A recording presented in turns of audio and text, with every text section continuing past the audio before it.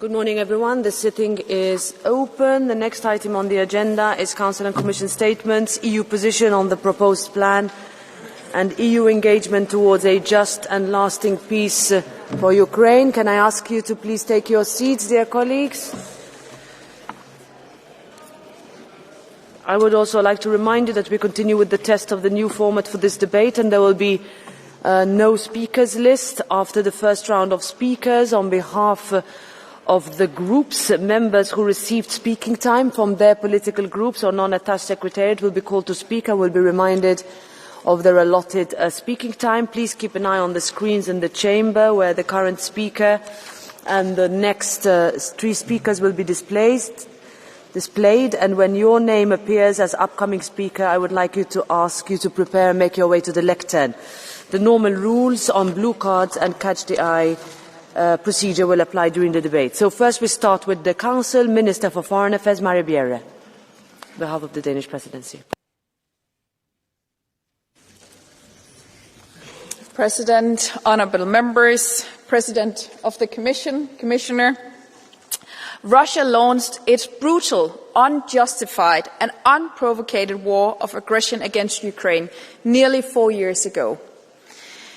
Russia's war has had a terrible impact on Ukraine and its people. No one wants peace more than the Ukrainians. But while we speak, Russia continues its military attacks in Ukraine and has conducted hybrid attacks on our member states, including violations of several member states' airspace and sabotage of infrastructure.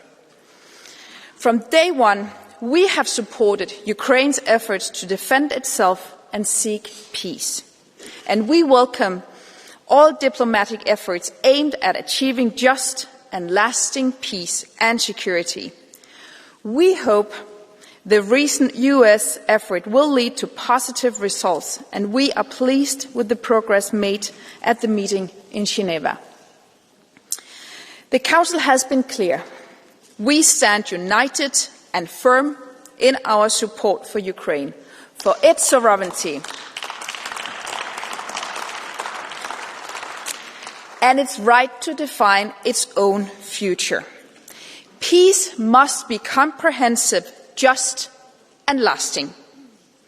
In view of the ongoing negotiations, I would like to recall the agreed principle for peace as stated by our leaders at the European Council. There can be no negotiations on Ukraine without Ukraine. There can be no negotiations that affect European security without Europe's involvement. Ukraine's and Europe's security are connected. Any agreement needs to be accompanied by robust and credible security guarantees that contribute to deterring future Russian aggression. Peace must respect Ukraine's independence, sovereignty and territorial integrity. Any truce or ceasefire need to be part of the process leading to a comprehensive peace agreement. Our joint approach is achieving peace through strength. This requires Ukraine to be in the strongest possible position, with Ukraine's own robust military and defence capability as an essential component. There cannot be limitations on Ukraine's armed forces that would leave Ukraine open to future attacks. And we are clear on the principle that borders must not be changed by force. President, honourable members, President of the Commission, the EU's role is central to achieve peace in Ukraine. At this crucial time, we must speak with one voice, stay the course and continue our broad and unwavering support to Ukraine. EU foreign ministers are meeting virtually today to discuss the latest developments and to coordinate our actions for a sustainable peace for Ukraine and the European continent. One thing is clear: only pressure on Russia and support to Ukraine will ensure that the Ukrainians can protect their security and freedom. Ukraine's security is Europe's security. Thank you. Thank you. Now I give the floor to the President of the European Commission, Ursula von der Leyen.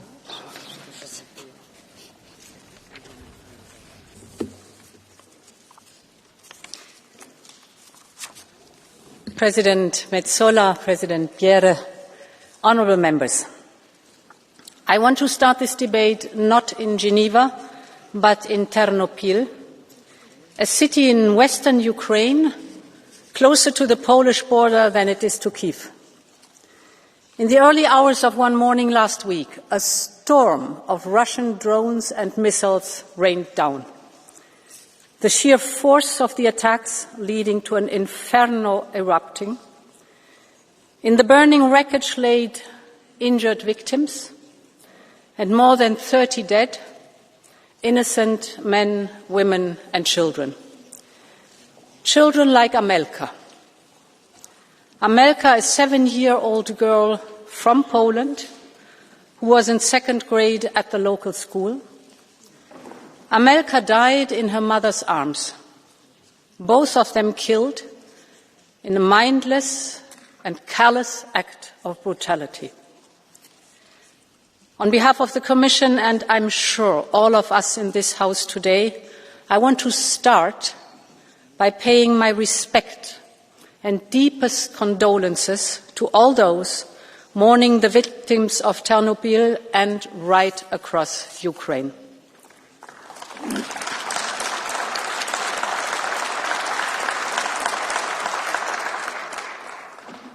Over more than 3.5 years into this war of aggression, this is the daily reality on the ground.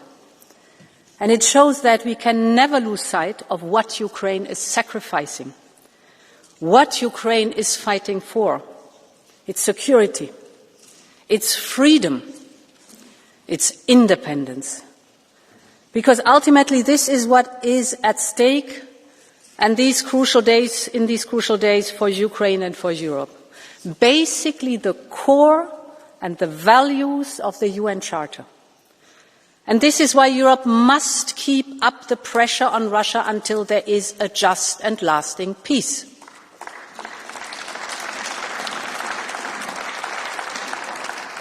And I want to be clear from the very outset. Europe will stand with Ukraine and support Ukraine every step of the way. Honourable members, Russia's playbook has not changed. From the start, Russia has always believed that they can outlast Ukraine, Europe and all of its allies. And it is why every time there is serious progress towards negotiations that can bring about a real peace, the violence escalates. We have seen this before. This is a pattern. And the noises from the Kremlin in the last few days say a lot about its real intentions. For them, Ukraine remains a first step in a much bigger game. For Russia, any peace deal is about permanently redrawing maps. It is about returning to great power relations and spheres of influence. But for Ukraine and for Europe, any peace agreement is about creating a just and lasting peace, peace that stops this conflict and does not sow the seeds for new future conflicts. And it is about ensuring a strong and sustainable security architecture for our continent, one that is underpinned by a strong Europe, a strong NATO, a strong transatlantic partnership, and that is what we will defend alongside Ukraine and our allies every step of the way. Honourable members, a just and lasting peace, this is what we all want. And this is why Europe supports all efforts to build that peace for Ukraine, a peace that stops the killing, one that avoids setting a dangerous precedent, one that guarantees Ukraine's security and its sovereign rights in the long term, and that ensures a robust security architecture for Europe. This is why we welcome the efforts led by President Trump.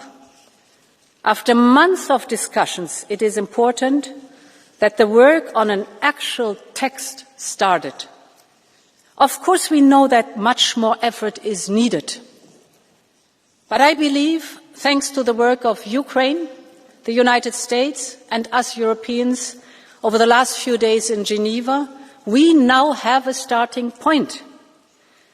Our united front, our single voice, and our shared sense of purpose must continue to guide the work at European level.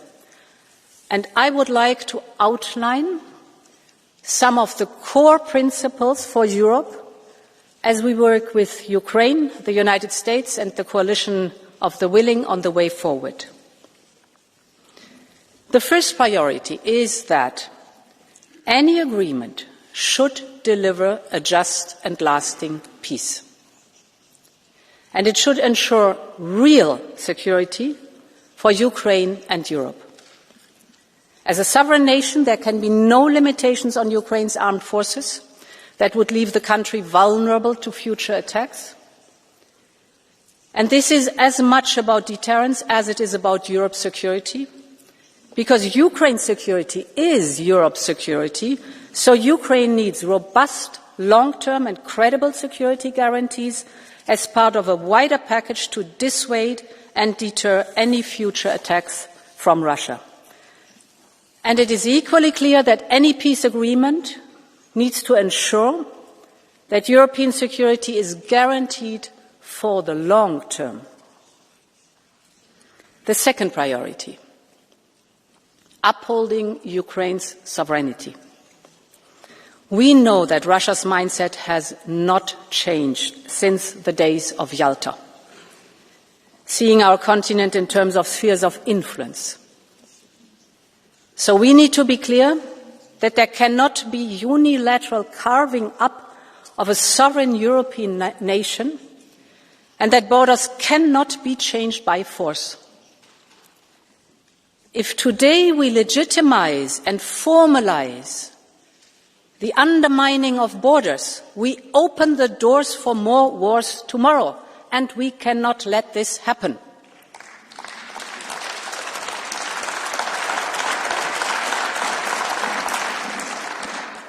Sovereignty also means being able to choose your own future. Ukraine has chosen a European destiny that has already led to partial integration in our single market and our defence industrial base, and this is only the start of a journey.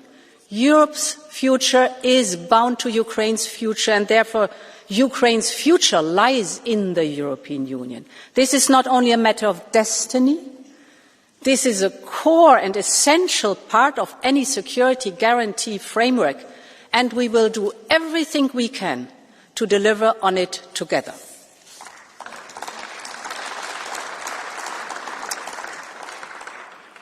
The third priority, securing Ukraine's financial needs.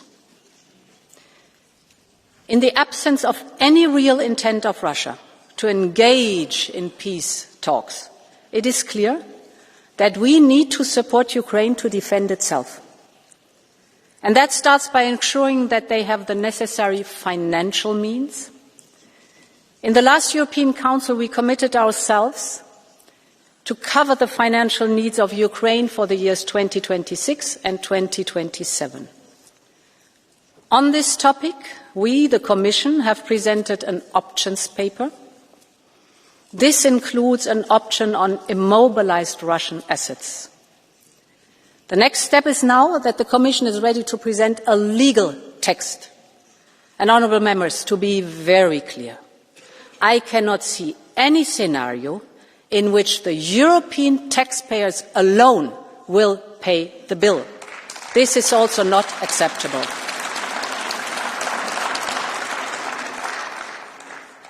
And another thing must also be clear, that any decision on this needs to be taken in line with the rules of the responsible jurisdiction and will respect European and international law. The fourth priority is, whatever the design of a future peace treaty, it is clear that much of the implementation will come down to the European Union and the NATO partners. Whether it's on security guarantees or on sanctions, financing of Ukraine's reconstruction, the integration in the single market or EU membership, one principle has been accepted. Nothing about Ukraine without Ukraine, nothing about Europe without Europe, nothing about NATO without NATO.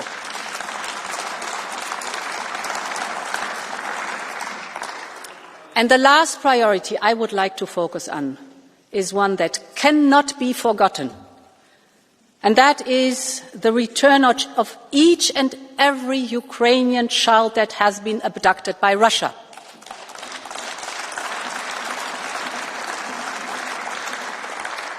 There are tens of thousands of boys and girls whose fate is unknown, trapped in Russia by Russia. We will not forget them. There are thousands of mothers and fathers who have never stopped hoping, have never stopped fighting to bring back their children, and Europe will never give up in helping to make that happen. Honourable members, the days ahead are fraught with danger. First and foremost for the people of Ukraine, who continue to face the daily barrage of attacks. Yes, the situation is complex. Yes, the situation is volatile. Yes, the situation is dangerous. But I believe there's also an opportunity here to make real progress. So far, we have seen no signs from Russia of true willingness to end this conflict. So we have to keep up the pressure on Russia.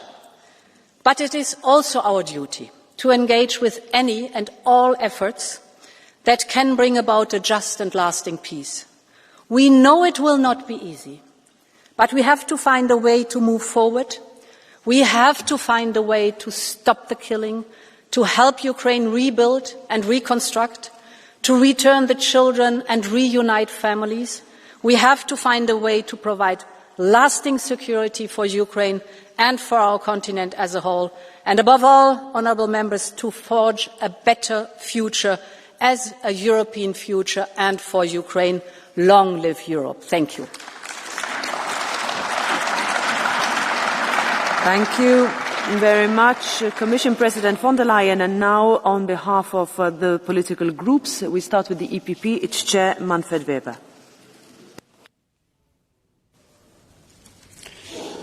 Madam President of the European Parliament, of the European Commission, and first of all I want to thank you for changing your agenda and being today here with us. Commission President, Council, dear colleagues, 2000 years ago Tacitus said, "They make desert and call it peace." That is today Putin's concept. He failed to take Kiev years ago, and since then he has left death and destruction.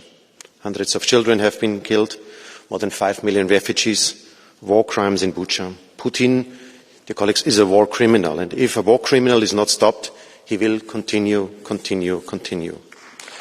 The so-called peace plan was seen as a confirmation of Putin's plan, I have to say. And let me be clear, for us as EPP, this is unacceptable. No, a war criminal cannot be awarded for his terror. So giving up on Ukraine territory, on free Ukraine territory, is unacceptable. No, a war criminal cannot be awarded for this terror. So accepting any kind of amnesty for Russian war criminals is unacceptable. And no, a war criminal cannot be awarded for his terror. Allowing limits for independent Ukraine to choose their partners is unacceptable. And I want to thank our European leaders for their clear and firm reaction after a minute of thinking about it. I have to say, yes, everybody wants peace, but it must be just peace. Yes, everybody wants peace, but it must be sustainable peace. And yes, everybody wants peace, but not on the Russian conditions. The outcome of the Geneva talks look now much, much better. And I want to thank Ursula von der Leyen for representing the European voice on the table. I ask myself, what is Putin thinking in this moment of time? He's sitting in Kremlin and probably a little bit laughing on us. Why?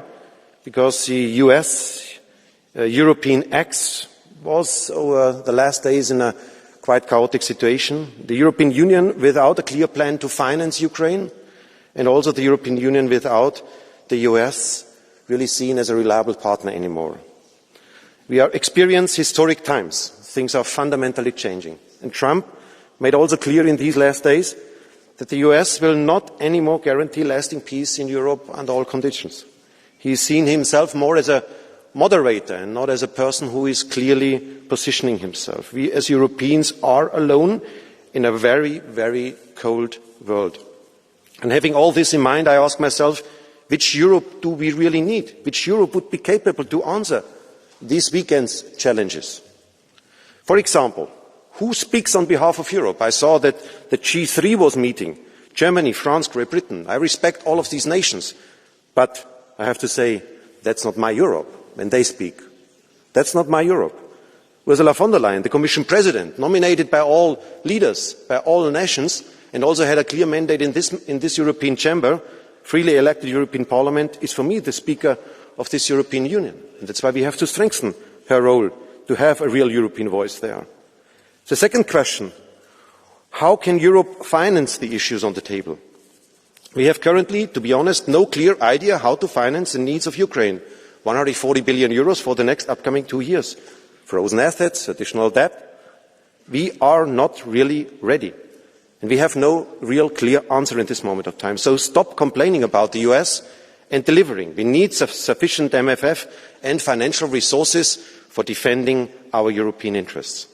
And we have a third question on the table. Can we defend ourselves? With the new NATO targets, Europe will spend 900 billion euros a year to defend itself if we achieve the NATO targets. The same amount of money as the US is spending. And our citizens rightly expect the same level of security on the long run. And that's why it's now the moment to really go for European defence pillar. Drones wall, satellite surveillance, missile defence system, cyber brigade. Dear colleagues, we need to work towards a united European army on the long run.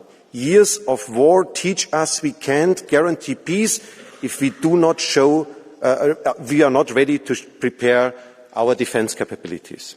And that is not a dream. That was already a starting point decades ago when Adenauer, de Gasperi, Schuman worked on this. With the idea, after the Second World War, no war in Europe again. And dear colleagues, nothing is more actual than this message. No war in Europe, only if we prepare ourselves. So strengthening national armies is a good thing, but not enough. Europe needs real determination. The determination that reunited Europe just 7 years after the Second World War, the determination that made the euro the second strongest currency in the world, and the determination that Ukrainian friends show every day when they tell Putin, we will not take our European way of life away from us. That's why we have to stand on the side of Ukraine. Thank you. Thank you. Now, I give the floor to the S&D Group and its chair, Irache Garcia Perez. Gracias, Presidenta. Thank you, President. Colleagues, well, right now, I think we should and must indeed speak openly and clearly in this debate, because the badly titled peace plan of Trump and Putin is no such thing. It's a plan for capitulation which betrays our values, a document cooked up on the back of Ukraine and the European Union, which tramples underfoot sovereignty, independence and the territorial integrity of a country. It recognises the right of conquest, it consecrates the law of force, and it converts multilateralism into an empty trinket. And it does that with some obscene coldness to satiate Putin's imperialist fears and to line Trump's pockets. Because let's be clear, it's unacceptable to force Ukraine to give up Donbass and the Crimea, amputating its own territories if it were a currency for exchange. It's unacceptable to limit its army to 600,000 soldiers, leaving it without defences in the face of the aggressor. And it's unacceptable to ban it from joining NATO. That would be a permanent vulnerability. And it's deeply unacceptable that Trump lays claim to the Russian assets frozen at the expense of the European Union.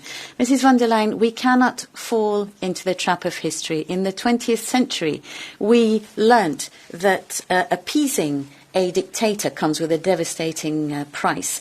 We learnt that whoever despises democracy only understands the language of truth, of force. Today, Putin is the living proof of this lesson. We know that he'll only sit down at the negotiating table when he faces difficulties in the battlefield. And we know that allowing Ukraine to fall will be opening the door to new aggression, expansionism which will never end. We also knew that Trump would abandon Ukraine. He hinted at it, he announced it, and now he's doing it. And that's why the European Union has to stand firm. For 2 years, we have been calling to be able to use the frozen Russian assets in order to finance a reparations loan to allow Ukraine to reconstruct and strengthen its defence. 2 years waiting for the Commission, 2 years for the Council, 2 years of inaction which allowed Trump to come across as owning those resources, which can only belong to the aggressed, the Ukrainian people. And I hope that, Mrs von der Leyen, you can accept that this is unacceptable. That's why we need a clear proposal. And it's also the time to say another uncomfortable truth. How can a country actually exercise its legitimate defence if we don't allow it to respond to the attacks destroying its schools, hospitals, housing and power plants? We give them weapons, but we are not allowing them to use them from where Putin is launching his missiles and drones. It's a contradiction. We have to end that right now. And our response, therefore, has to be to strengthen sanctions, including bans on importing Russian oil in January and gas by the end of 2026. And the end of this story must not be that Trump absolved Putin. It must end with Putin sitting before the International Criminal Tribunal. Mrs. von der Leyen, you will have our support in this. Our union cannot repeat the mistake of appeasement. We have today to stand not only up to the criminal Putin, but also up to the geopolitical frivolity of Trump. And we have to do that with our heads held high, defending a simple, clear truth that peace without justice is no peace, and that a courageous Europe is not written with fear, but rather with principles, solidarity, and the deep-lying conviction that Ukraine will win, because the European Union will never abandon it. Thank you. Now, on behalf of the PFE Group, Kinga Gál. Elnök asszonyok, képviselőtársaim! Madam President, Presidents, colleagues, now we have a unique chance for peace. If we miss it, we may not get it back for a while. So it is our common responsibility not to let this chance of peace go. Because what would be the alternative? Further long days in Ukraine with senseless destruction and shedding of blood. We know that this war can't be won on the ground, only at the negotiating table. So, based on the realities, we must make the best possible of the situation. The need for a rapid end to the war after the start of negotiations can't be mistaken. The title of the debate was changed. The word peace was deleted from the title of the debate, as if one were afraid of a peace plan. We're sitting here today because the founding fathers of the European Union, they didn't want to see mass graves of soldiers in Europe. as a guarantee for this, they created the European Union as a framework for peace and security. We are duty-bound to preserve this because peace isn't just a political backdrop. Peace is a value in itself. People want peace. Europe has paid a huge price for this war already. Huge amounts of European taxpayers' money are going into weapons supplies and repairing the damage of the war. And now it emerges that much of this money has been lost to corruption at the highest level, and this Parliament isn't prepared to talk about that. The Commission President is calling for even more money from the Member States. The standing stance of the Patriots is clear. We condemn Russia's aggression, but in the name of the victims in Ukraine, we must call an end to this and start reconstruction in Ukraine. So the Union must support this American peace plan and not hold it up. We should not miss this chance for peace now, this chance for peace and security. I give the floor to Adam Bielan.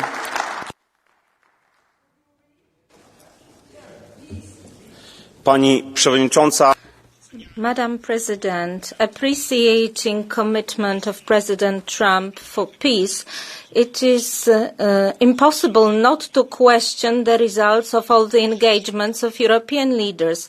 What was achieved within the last year to bring armistice about? Why is European diplomacy acting like a reviewer who only responds to the announcement of American peace proposals?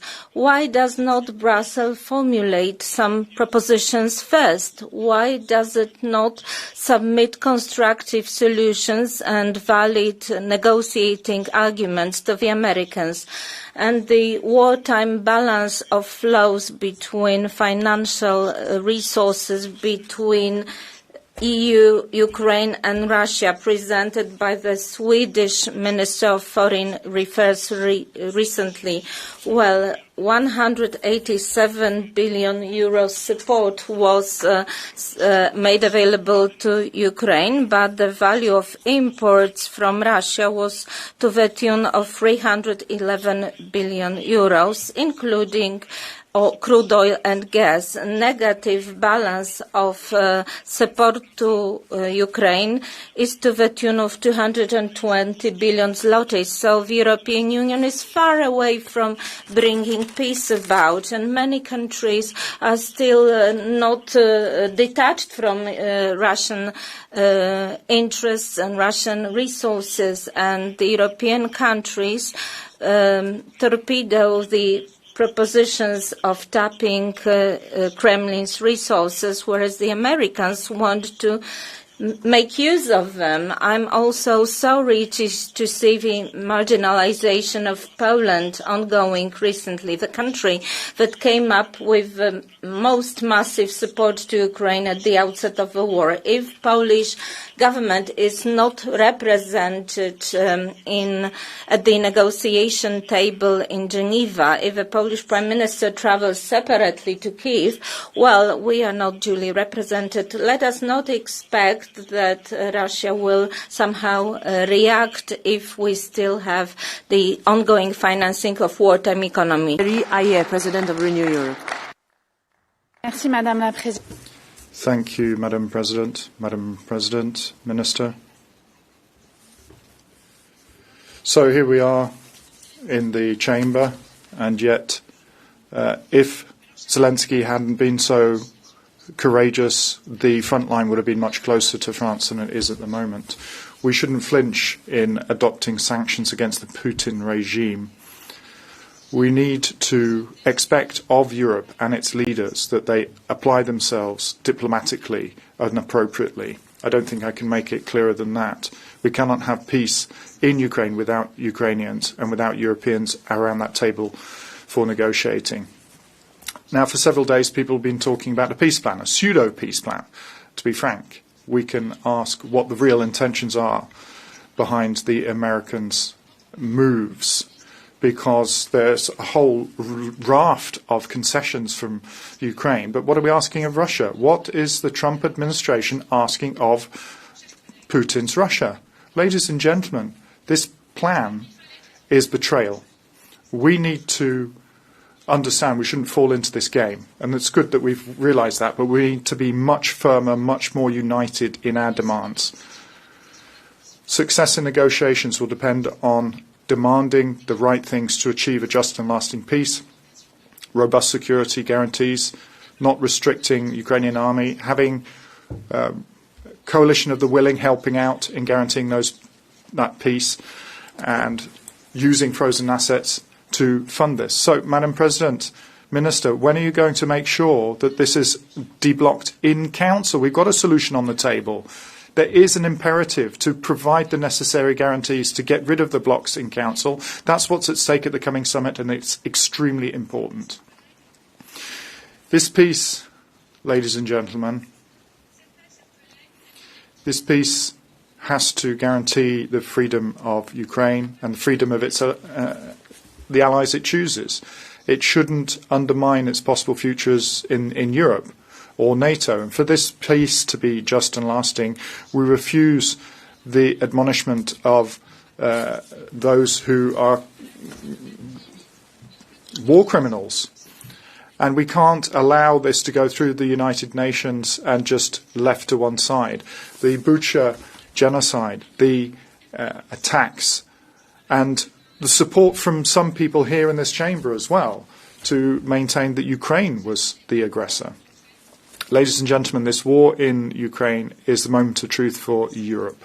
We are alone in facing our fate, and it's imperative that we make progress on Europe's defence. That's a sine qua non for our independence, but we have to understand who we are, we, the European Union, because we're more than just a market, more than just 450 million consumers. We are a political power. We are a power underpinned by democratic principles that many places in the world are fighting for. And we need to set out our ambitions so that we can defend our principles and our values. Thank you. Now the co-president of the Greens Group, Terry Reintke. Thank you, President, dear Minister, dear colleagues. I know you cannot say this here, but I believe it has to be said. What was published last week, whether it was now a plan or a concept or whatever else, that was a disgrace. And not only in the making of it, without Europe and without Ukraine at the table, but also in the content. Because what was written in this plan was a de facto capitulation plan for Ukraine. And this, colleagues, would not mean more peace in Europe. It would mean a more insecure Europe and eventually more war in Europe. While at the same time, Putin is bombing civilians and has so far declined every single path for peace. But I get that we cannot dwell in the past and that we have to look ahead now. So first, for me, it took too long for Europe to be there, but it is good that right now we are sitting at the table and that we are speaking with a strong and with a united voice. And I can only support, it should be you, Madame von der Leyen and Kaja Kallas, who are speaking for Europe there. And second, yes, we are the strongest allies of Ukraine. That has become very clear over the past week. But we are not just sitting there for Ukraine and in solidarity with Ukraine. We are sitting there because this is about Europe's future. It's about Europe's security. So it is also the battle for our freedom and for our democracy that is being fought there. And lastly, moving ahead on the frozen assets issue will be even more important now. Putin should pay for this war, not European taxpayers. And no matter what happens, colleagues, let's make Ukraine an EU member as soon as possible. This will make them and us much more safe. Thank you very much. Thank you. Now the co-president of the Left Group, Martin Schildewan.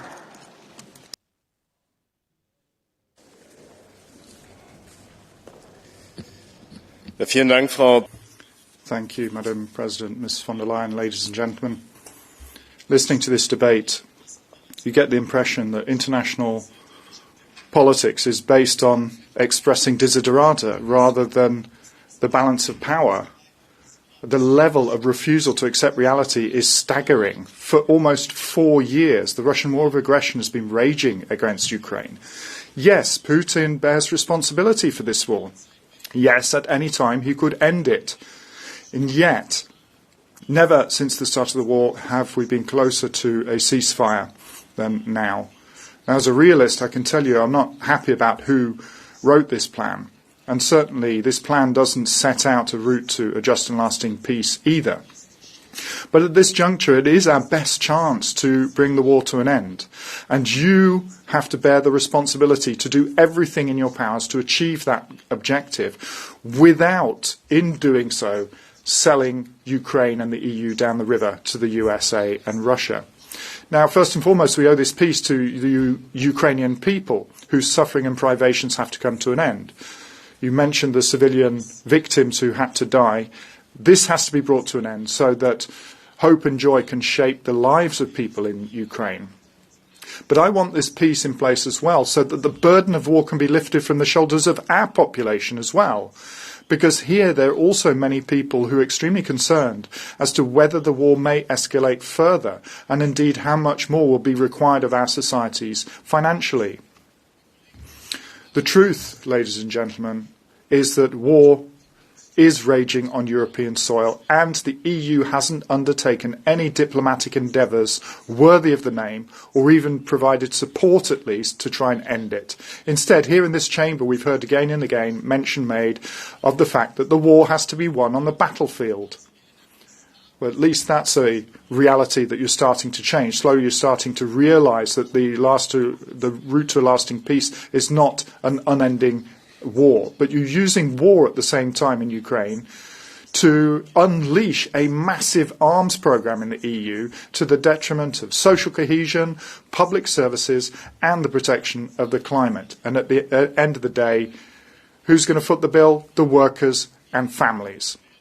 Your political refusal to accept reality, ladies and gentlemen, your political idleness, Ms von der Leyen, has meant that the European politics has only asked to act once everything's already been decided. Under you, Ms von der Leyen, the EU has become a geostrategic plaything for the interests of the USA and Donald Trump. And part and parcel of the truth is that both Trump and Putin are once again carving up European countries and resources amongst themselves, pushing the EU into a position of being a bystander. They're looking at the spheres of influence and the reciprocal economic relations, and you are just watching idly by, Ms von der Leyen. We have to at least underscore the part in the plan that talks about the Russians paying for the reconstruction of Ukraine, but we need to see debt relief for Ukraine as well. We need to have security guarantees for both sides incorporated into an international security architecture so that peace can endure. We have to have both parties around the table on an equal footing. To endeavour to achieve this is something that you should have accepted from the start. I hope you can learn, but I still have my doubts. Now, on behalf of the ESN Group, Alexander Sell. Donald Trump hat einen Friedensplan für die Donald Trump has come up with a peace plan for Ukraine, and Ms. von der Leyen wasn't asked even why. You were not involved in the talks because you're not ready to talk. You haven't sent anybody to Moscow, and you're proud of that. When a year ago Viktor Orban went to Moscow, you shouted about that here, but it's clear that in order to establish a peace agreement, you have to talk with both the parties involved. That's what the Americans are doing now. Instead of that, you have used the taxpayers' money, 190 billion euros from the EU. Experts say that up to 30% has gone somewhere else. 50 billion for golden toilets in Ukraine somewhere. So you were the defence minister for 6 years in Germany, but so far what's happened, there have been workshops. What is actually happening? People aren't taking you seriously anymore, but I'm happy that the Americans want to end the war. Too many Ukrainians and Russians have been maimed or killed. Too much money has gone to Kyiv to finance a pointless war and to line the pockets of a corrupt regime. 2 minutes. Go ahead. Please move. Madam President, colleagues, my goodness, is that really America? That was my first reaction to the first Trump plan. And there were reactions from Europe about negotiations of various types. But Putin's attitude is the same. He still has his maximalist position. Whatever comes along, first of all, he says that we have to clear up the details. That means that he doesn't want a ceasefire or negotiations because he thinks that he's on the road to victory. President Trump, regrettably, tends to want to end the war quickly, but by favouring what he thinks to be the stronger party. I wonder what his real motives are. We have shown solidarity for Ukraine from the very start. As a parliament, we expect from our executive that they do more than just correcting American plans. We must find ways to really bring Putin to the negotiating table, and we can only do that with more pressure. Otherwise, he will try to impress Trump to get what he wants. I expect that the decision makers in the UK get going and unblock the frozen Russian assets as a loan for Ukraine. I think that we should find lasting ways, and we can make sure that we check the working conditions of the ships going through the Öresund. The flag states, which isn't Russia, aren't signatories of the relevant treaties, and they fall under Danish rules. We must make sure that we have an end of the war and that we have credible security guarantees with or without the US in line with Article 5 of the NATO Treaty or the EU treaties. I think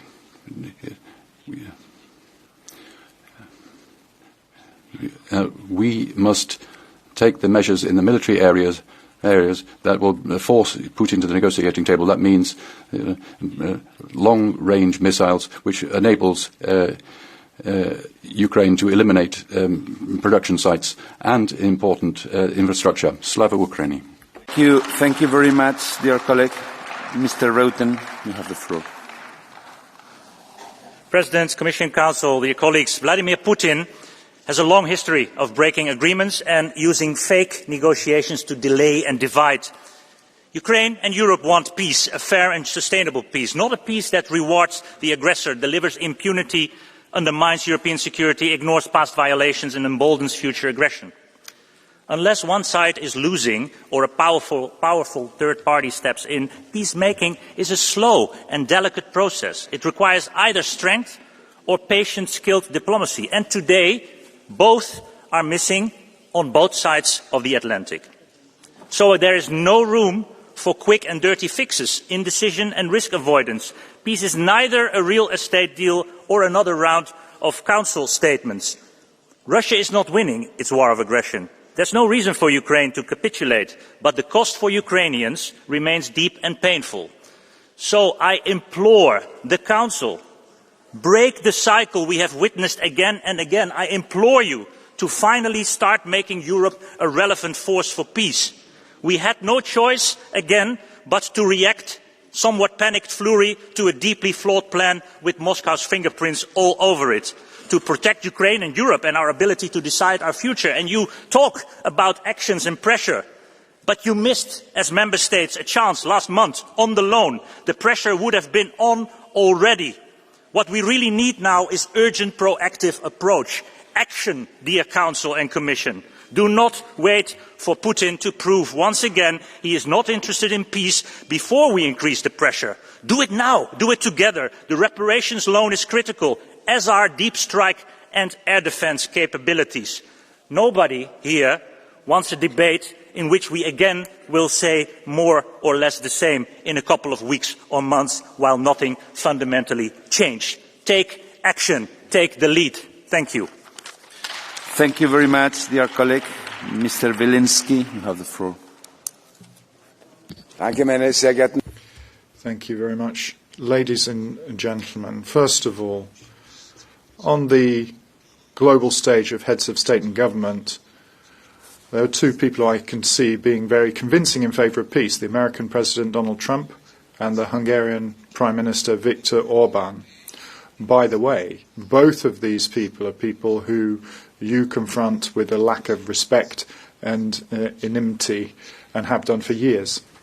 Secondly, you want a seat at the negotiating table. Well, it would be all well and good if Europe could have developed its actions to be able to be in that position. However, it is neither in a position to offer social stability or economic prosperity for its own continent. You were the ones who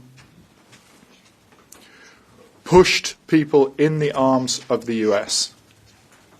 And you were like a bunch of school kids when you did meet Donald Trump. And then you get the only person on our side, Viktor Orban, who's actually do anything. And they are the ones that had the gravitas and clout to get things done. So this chamber's not even in a position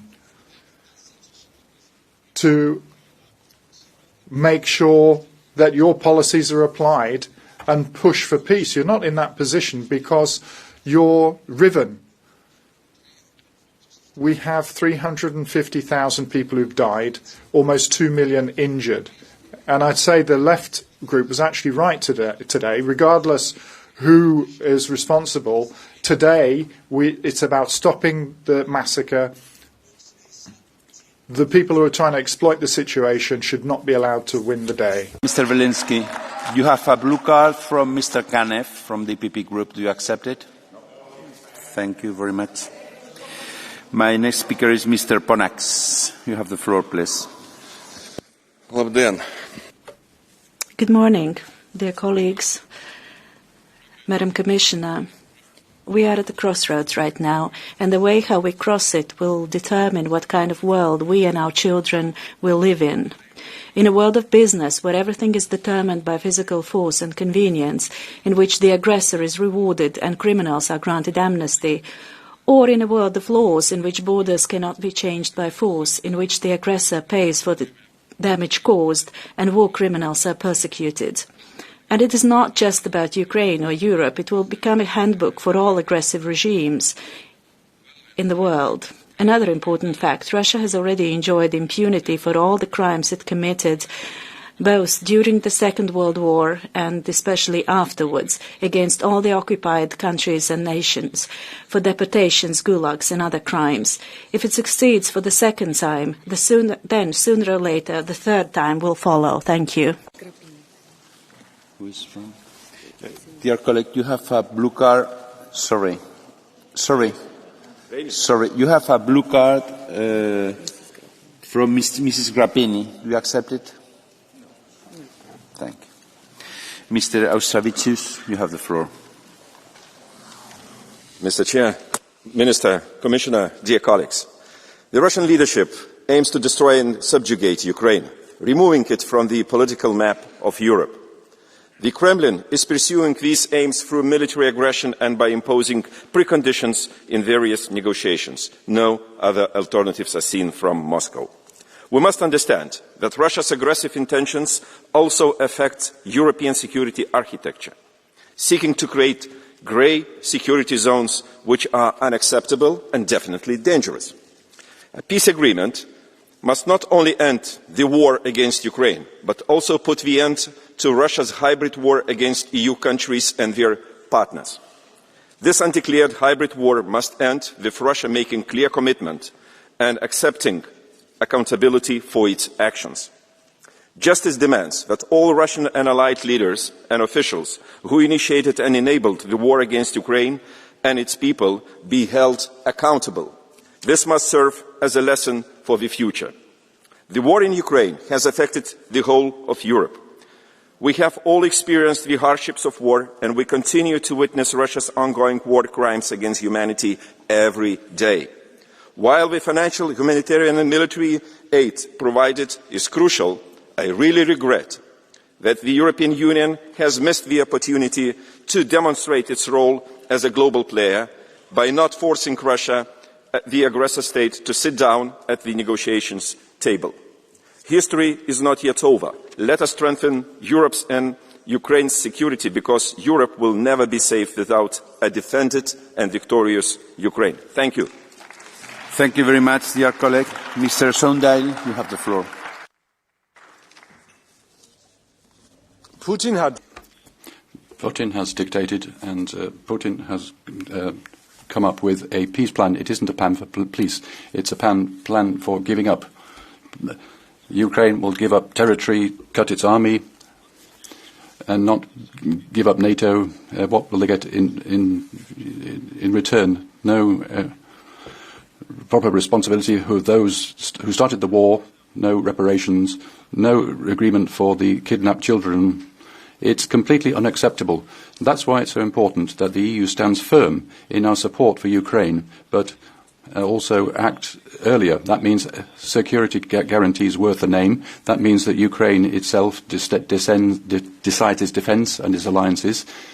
It means Ukrainian territorial integrity. That's peace. Anything else is giving in. That would lead to more war in Europe. And we have tried that before. Thank you. I have a blue card from Madame Grappini. Yes, Madame Grappini, you have the floor. Seat 542. Thank you very much, Chairman. I will speak Romanian. I hope our colleague can listen. I agree with what you said regarding the aggression and the tragedy occurring in Ukraine. One of our colleagues said that the EU reacted swiftly. Do you believe that? Do you believe that the EU reacted quickly in this diplomatic game? Do you believe that now the European Commission has a strategic plan because European citizens feel abandoned? What can the Commission do that it hasn't done yet for peace and to end this odious war? Thank you. Thank you very much for your question. No, I think it would be a false blame to say that the EU has reacted very swiftly and very quickly in this. And I think a lot of us want Europe to play a more decisive role in this world. So do we. And that means to take a leading role also in making alliances in this world. I do believe that we still are a big majority who want a world of order and rules, and not a world where the big powers, Russia, US, China, are deciding without any international bodies. So no, we wish more action from EU. Thank you. Thank you very much, Mr. Sondheim. My next speaker is Madame de Mirel. Thank you, President. Colleagues, the war in Ukraine must finally come to an end. Every serious diplomatic initiative counts, and we mustn't lose them. The old reflex of refusing diplomatic initiatives, exit strategies, was wrong. Now, this is a real opportunity for a ceasefire and to achieve better conditions for the Ukrainians back then. But some people, particularly the UK, encouraged Ukraine to continue to fight. Ms. von der Leyen played along with them. And now, today, we've seen that 10,000 people have died and there have been huge territorial losses for Ukraine as well. Well, congratulations to everyone there who were encouraging people to go along with this, and your solidarity is what the Ukraine is paying for now. Every negotiation involves harsh concessions as well, particularly loss of territory for Ukraine, but there is no alternative to a political solution. So what is your alternative if you want to drag this war on even further? The people in Ukraine need peace. So does Europe and the world. So now we need initiatives from the EU. Blue card from Mr. Tinkinen from the ECR group. Do you accept it? Do you accept it? Mr. Tinkinen, you have the floor. 30 seconds.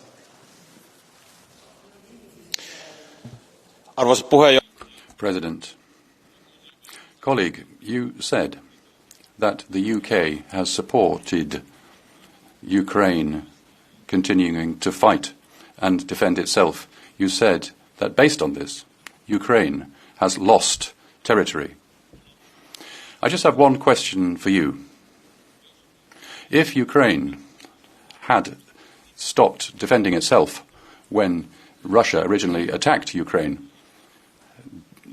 just imagine how much territory Ukraine would have lost, or the entire country.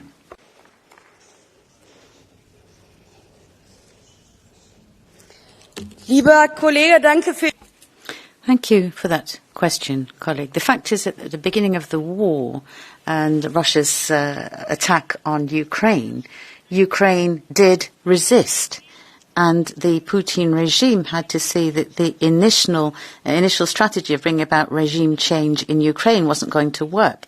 So the Putin regime declared that it would withdraw on the pre-war conditions. And then we had these negotiations in Istanbul, but the whole world community said that both administrations, the Johnson administration, they had no interest in this peace.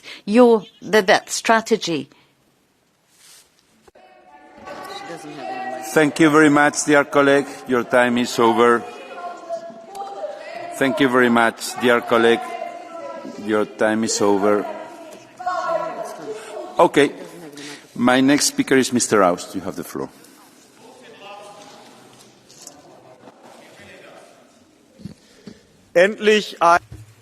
Finally, a glimmer of hope. Mr. Rubio, the Foreign Minister of the US, is talking about considerable advances having been made in the peace discussions in Geneva and is looking forward to an agreement soon. It's a historic juncture, and we need to support this credible peace prospect rather than undermining it. You can't just express your wishes and get them. Sometimes you have to forge painful compromises, but it's the first step towards establishing peace. It's not the end of the peace process. We are often at the start of a peace process where we need reconciliation. Peace brings an end to suffering, but also brings to an end the very expensive arms races that start up. Then we can use the money where it's really needed in future-based technologies, modern infrastructure, education, in foster families and affordable housing. So we have to grasp this chance for peace. Our colleague, Mr. De Masi, you have the floor. Ladies and gentlemen, the attack by Russia on Ukraine was illegal. It's terrible, but this war was avoidable and it could have been ended earlier. For example, in March 2022 in Istanbul, and not... Ukraine is not being betrayed by those who say we need a rapid ceasefire, the killing must end. Ukraine is being betrayed by those who are saying that Ukraine's position can be improved on the battlefield, that hundreds of thousands of men will continue to die. Soldiers are dying whilst the oligarchs are building golden toilets. Zelensky said there are people in the West who don't mind a long war, even if this means the end of Ukraine. That's where we are now, colleagues, and it's time for Europe not to torpedo a peace. A long war of attrition is a betrayal of the people in Ukraine. Thank you. Thank you very much, dear colleague. El señor Pascual de la Parte tiene la palabra. Mr. Pascual de la Parte now has the floor. To engage in a lasting and fair peace. What does it mean? That means to understand why Putin marched into Ukraine. He didn't march into Ukraine in order to occupy the Donbass. He nearly had the control of this through the terrorists and the militias. He marched into Ukraine in February 22 in order to topple the regime and to put a puppet president in Ukraine. This is the objective of Putin. That no matter what kind of concessions, list of land concessions to Putin, he will not change his calculation. He will continue the war the day after the agreement through hybrid threats and through massive information activities. Then the only way for us to change Putin's calculation is to show that he cannot win this war, supporting massively to our Ukrainian friends and to increasing our pressure upon Putin. How? Through sanctions. Through sanctions with secondary sanctions with those who engage with Russia. in order to make clear that he cannot go along with that. By the way, it would be very useful if the European Union put all these priorities that the President of the Commission has put forward here, to cobble them together and to put forward as a peace plan, a European peace plan with a hand in hand with our Ukrainian friends, which offer a kind of guarantee, security guarantees, which offer a political horizon, which offer financial support so that Ukraine can win this war and Putin change his calculation. Otherwise, we will have this pending on our heads for years to come. Thank you very much. Señor Pascual de la Parte, ¿tiene usted una tarjeta? Mr. Pascual de la Parte, you have a blue card from Mr. Rivera from the left. Do you accept it? Obrigado, Sr. Presidente. Thank you, President. Mr. Pascual de la Parte, officially, Trump's plans for Ukraine haven't been revealed, but what we are aware of are the statements in plenary by the Commission President and members from the majority who support the Commission to carry on this war game and sabotaging the Ukraine peace plan. Do you really think that this is a solution to bring about peace and diplomatic solution to the war? That's why I put that question to you. When should the European Union give up this position of carrying on the war and try and bring about a long-term peace? Thank you very much for the questions, very pertinent. The European Union has to make sure that we have a lasting and fair peace, not peace at any price. Peace at any price is not peace at all. It is injustice with the Ukrainian people. And in order to do that, we have to continue supporting our Ukraine, because it is not the stability and the peace in Ukraine which is at stake here. It's our, yours, mine stability and our peace. Should this war in Ukraine not come with a fair outcome, the whole European project will be put at stake. The whole European and NATO project will be put at stake. There is a lot. That's why we cannot give in to any kind of peace plan which doesn't incorporate a fair conditions for the Ukrainian people. And to change Putin's calculation means that he has to assume that he cannot win this war. As simple as that. Thank you very much. Thank you. Muchas gracias, señor Pascual de la Parte. Thank you very much indeed.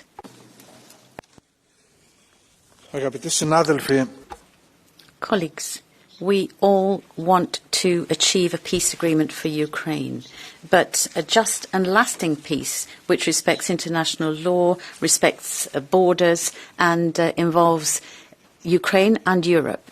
President Trump's 28-point plan can in no way represent the basis for negotiations. It's not going to bring peace. It's not going to bring stability. On the contrary, it's going to increase the appetite of Russia and other powers as well. And it's shameful that for the Commission to see what's been happening today, and it gave the green light to the US, but it's now calling for a seat at the table. Europe has to take initiatives for a just peace. It must have a strong voice and decide itself on its safety, not allowing other people to decide for us without us. The European population will condemn us if we continue as we've been doing to now. Thank you. Mr. Dutch, you have the floor.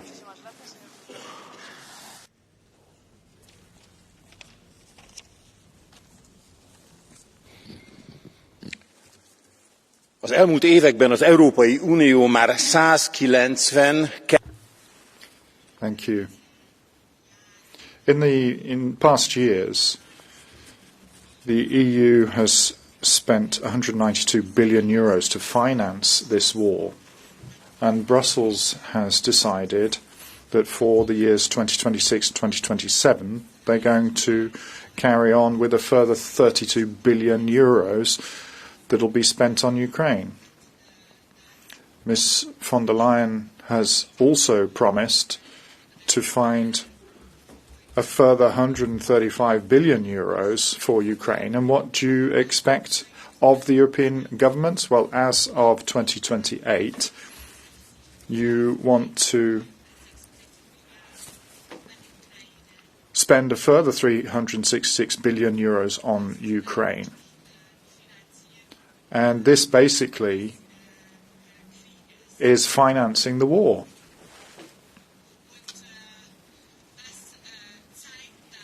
And this shows that the European taxpayers are the ones whose money is flowing into the golden toilets. We need peace. Card from Mr. Saramo from the left. Do you accept it? Thank you, Chair. I will ask in Finnish. Do you know how much the Chechen war cost? How much the Russian operations in Georgia and Moldova have cost? How much the Baltic countries pay for hybrid attacks by Russia on their infrastructure? How will we pay if Russia isn't stopped? Putin has shown, and Trump have shown, that they do not respect international law. Where will this end? Do you have a view on that?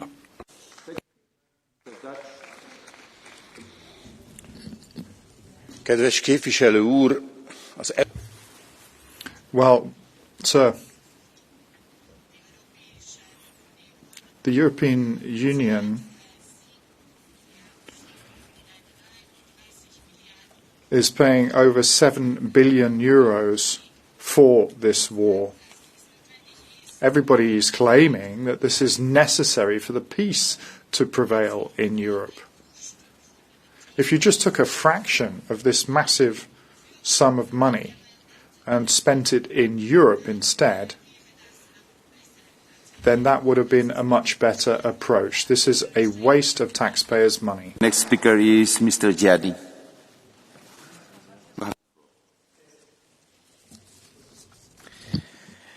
Κυρία Φοντερ Λάιεν, όσον... Ms von der Leyen, strange as it may seem, I would agree with the statement you made 3 days ago and again today in the wake of the proposed peace plan. In other words, that Ukraine's borders cannot be changed by the use of force. I agree, and I'd even take it further. But just 1 day earlier, you described Turkey as an important partner for the European Union, a country, in other words, that is illegally occupying European territory and is attempting to change borders through the use of force and through committing war crimes. That member state of the European Union that you always conveniently forget to mention in your speeches, Cyprus. Madam President, Europe cannot be selective. No invader can ever be considered a partner, be it Russia, be it Turkey. So let's give up on hypocrisy. Let's fight together for freedom, because no legitimization of illegal fait accompli can ever be accepted, whether we're talking Ukraine or Cyprus. Mrs. Keller from Renew, do you accept it? Madam Keller.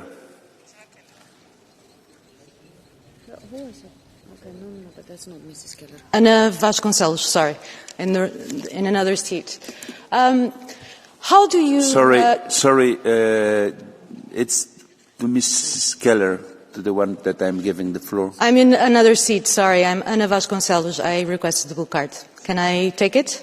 But are you sit in Mrs. Keller's seat? I am, Are you sitting? yes. Okay, it was for you. The confusion it was because you were sitting in her seat. Okay. Madame Vasconcelos, you have the floor. How can we truly keep our nation safe and protect us from the desires of our enemy, Putin, if we give in to his demands? Is it not the lesson from 2014 that Europe's weak response to the annexation of Crimea led to the encouragement of Putin invading Ukraine? Is it not the lesson from the Second World War that when we stand up and show that we will not capitulate, that we in the end are safer and can safeguard our way of living? Is that also not the lesson from the Cold War? How are you claiming to protect our nations, keep us safe, keep us strong, if you give in to these demands? Thank you very much, Madame Vasconcelos. Mr. Yedi. Well, I am glad you agree with what I've said. that I'll repeat this once again. I was saying I'm delighted that you agree with what I said, that no invading state can be accepted and be seen as a partner and ally of the European Union, whether we're talking about Russia or Ukraine, because we have a duty as a European Parliament, indeed as a European Union, to protect international law in Ukraine and in Cyprus. Freedom for Ukraine and for Cyprus. Thank you. In the end, you have the floor. President, ladies and gentlemen, it's not about a peace plan. From the very start, it was a Russian diktat. It's more. It's a hybrid attack on us all, because Russia economically has huge problems, and militarily it hasn't had the success that they thought they would after 4 years. And the 19-point plan, I don't know it. I don't know if anybody knows it. I've only heard that Putin has already rejected it. In the US, the chaos is perfect. Mr. Rubio is talking to Europe, Vance with Russia. Witkoff gives tips about for months. They're telling the Russians how to deal with Putin. And now Europe is coming in, because we should see things through the lens of Russia.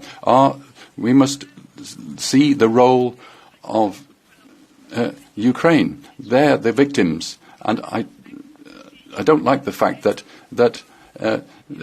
perpetrators and victims are being mixed up. Russia is the aggressor, and you can't discuss that. You can't wish it away. Europe must act, first of all, diplomatically. We need to have our own proposals and not just reacting. Secondly, economically, the 140 billions must immediately be made available for Ukraine. And yes, and also militarily. I'm happy that Irachi in the Socialists in Spain has said we must remain active militarily. The objectives, Ukraine must neutralize the targets from which daily missiles and drones are being found, and the majority of those are affecting the civilian population, and we can't accept that. Have the floor. Colleagues, what happened last week is Putin's rescue plan. Russia is a monster on a clay feet, like the collapsed USSR, and Putin desperately needs Washington's hand. Ukraine needs peace more than anything else. Russia wants to continue its aggressive policy. The only way to just and long-lasting peace is to help Ukraine to win and not be afraid to punish the aggressor. There will be no good long-lasting deal with Putin, just as there was no good deal with Hitler. And what is our role, the EU's? It is essential. Today we need an European plan not only for Ukraine's European future, but also for Russia. We need a plan for not Putin's rescue, which some in Washington are doing, but a plan for Russia to become a normal state. You say unrealistic. Let Putin lose in Ukraine, then we'll see. The most important strategic provision of the European plan is that Ukraine will become a member of the EU as soon as possible. We must already integrate Ukraine into all EU defence projects being developed. Today, Ukraine is no less important for our own security than the United States has been for us until now. We are on the right track, but the fruits of the strategic defence decisions we make now will come later, and the most dangerous period is now. There is a long and difficult road ahead. Let's not be afraid to speak openly to our people. We have no other choice. We have to take great responsibility for Europe's security. Thank you. Thank you very much, dear colleague. Madame Van Bremt, you have the floor. Thank you, President, ladies and gentlemen. If you look at Trump's peace plan, or if you listen to the far right or the far left, then it's almost as if there's a problem that needs to be resolved between two warring countries, but nothing is closer to the truth. That's fake news. It's a fake narrative. This war was started illegally by Putin, the aggressor. And that has to be the point of departure of any peace negotiations. It's obvious that there has to be a ceasefire to start with. We have to have a lasting peace based on international law. But it is also important, and I'm very pleased that also von der Leyen pointed this out, that we look at the human suffering that has gone on. More than 17,000 children have been kidnapped during the course of this war from Ukraine to Russia. Any peace agreement has to make sure that all of those children, right down to the last one, can go home to their homes in Ukraine. And finally, this war and the ceasefire and reconstruction needs to be paid by Russia. We need to make sure that we find a solution within Council for using frozen assets as soon as possible. Thank you. Dear colleague, Mr. Nimisto, you have the floor. Mr. President, Ukraine needs Europe now more than ever. We must deliver. Last week, one thing became obviously clear. A US government that is not ready to protect democratic values within its own country cannot be trusted to protect these values abroad. It is a task we must bear in Europe. Ukraine needs a Europe that is united in its support, and Russian authoritarian imperialism and its war policy cannot be allowed to succeed. A capitulation or a forced peace on their terms would only increase the risk to democracy and of future wars in Europe, not just for Ukraine, but for all of us. Europe must increase its military and diplomatic support to Ukraine. The decision on the €140 billion reparations loan to Ukraine, with the backing of Russia's frozen assets, must be made in the coming weeks. Banning also the imports of Russian gas and other fossil fuels permanently must be finalised in the trilogues for the REPower EU proposal next week. Sanctions must also be strengthened. Russia and its economy is reeling, so we must continue to push for support for Ukraine in order to achieve a just and lasting peace. And that peace means justice. Justice also for the kidnapped children. It means sovereignty for Ukraine. It means respect for international law, and it means also that you must pay for war crimes that you have done. Never reward aggression. We can still achieve this peace, but only if we in Europe are all united in support of Ukraine. Thank you, Mr. Minister. Mr. Botenga, you have the floor. Merci, Monsieur.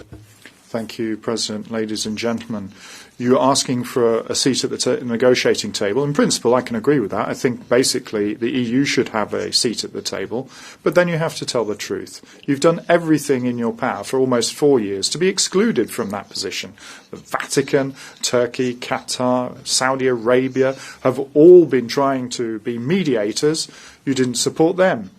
We've had plans or proposals for peace from Indonesia, China, Brazil, from a delegation of African leaders who couldn't in the end count on support of the Europeans. And suddenly it's your favourite ally, not ours, who's leading the negotiations, and now you're upset. Well, I think it's important to say today that when Ukrainians should accept certain measures, then we should be involved. For example, on restriction of armed forces, I'm not in favour, but the Ukrainians in Istanbul in 2022 said that we wanted an army of 250,000.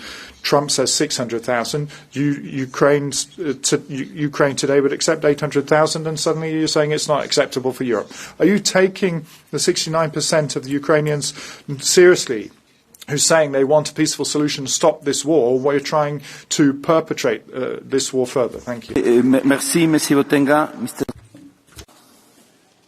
Thank you, Mr. Goma.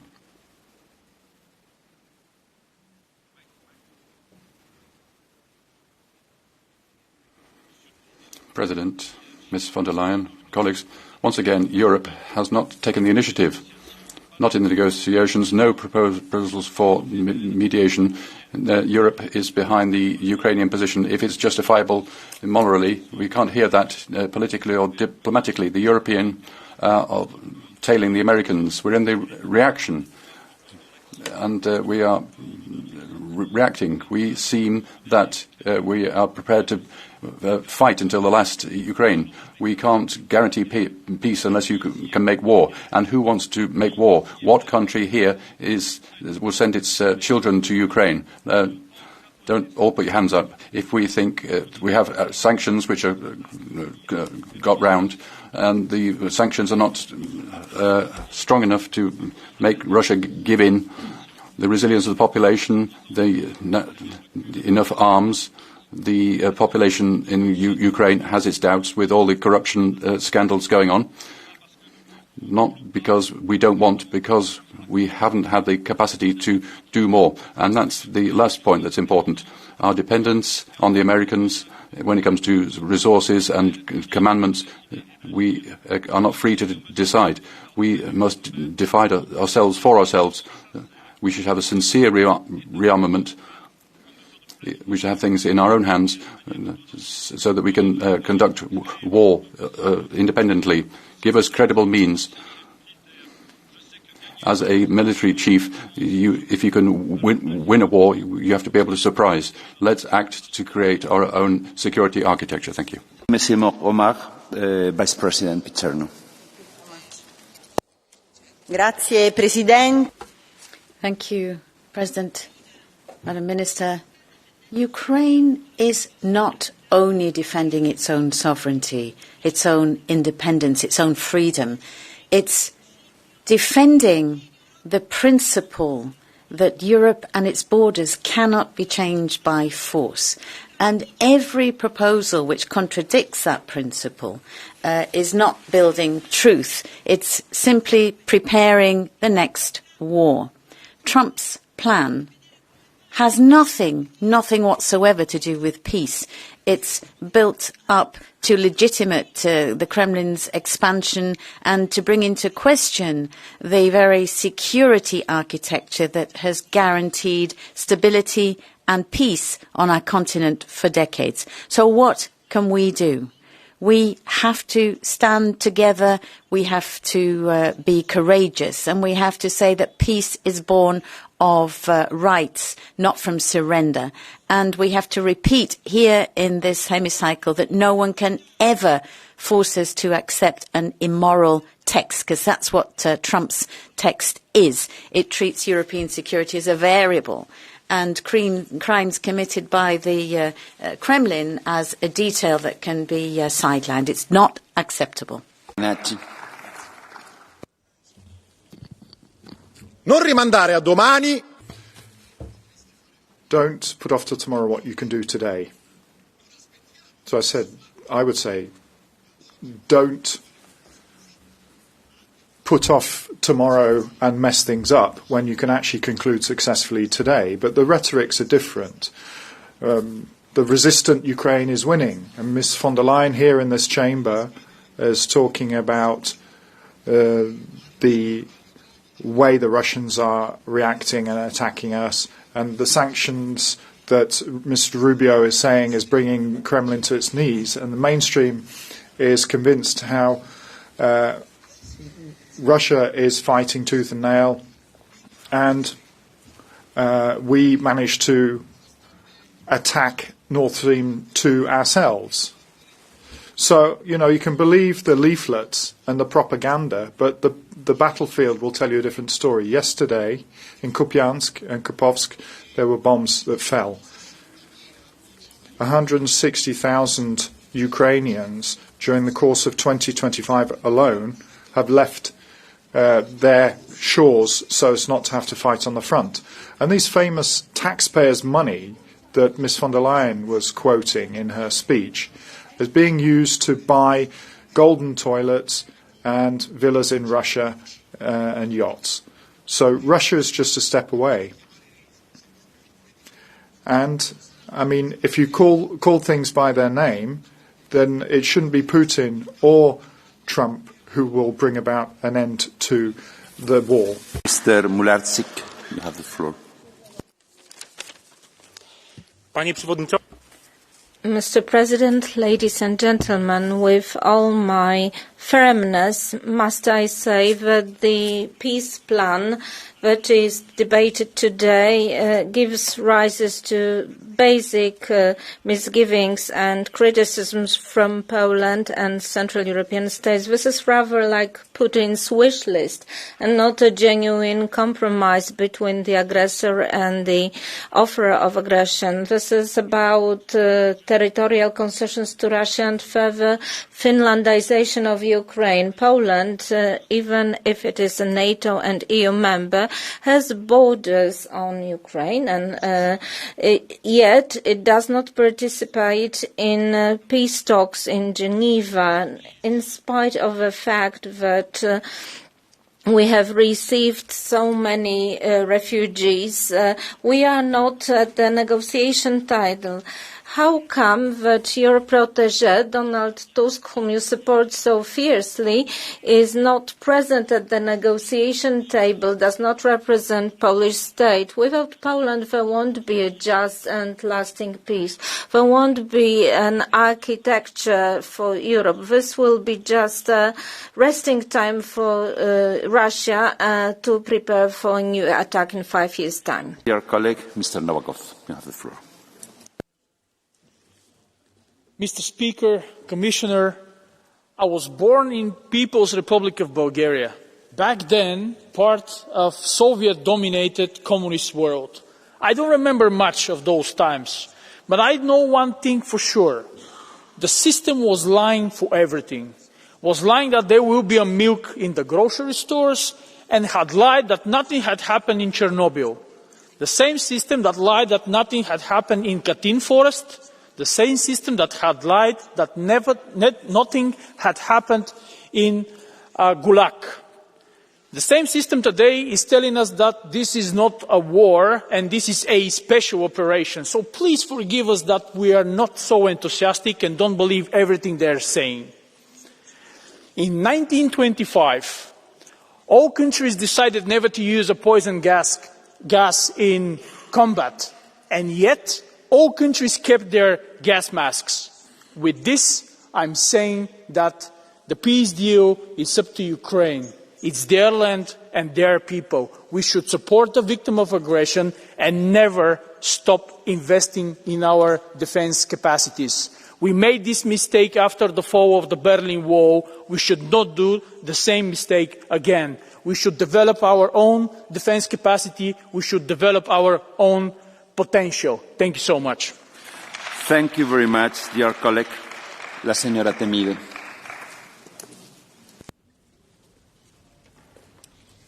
Obrigada, Presidente. Caros colegas, o momento que vivemos...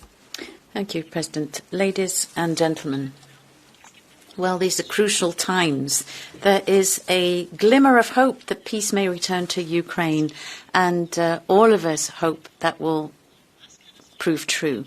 But the question is, what can be accepted as peace? What kind of peace? A just and lasting peace?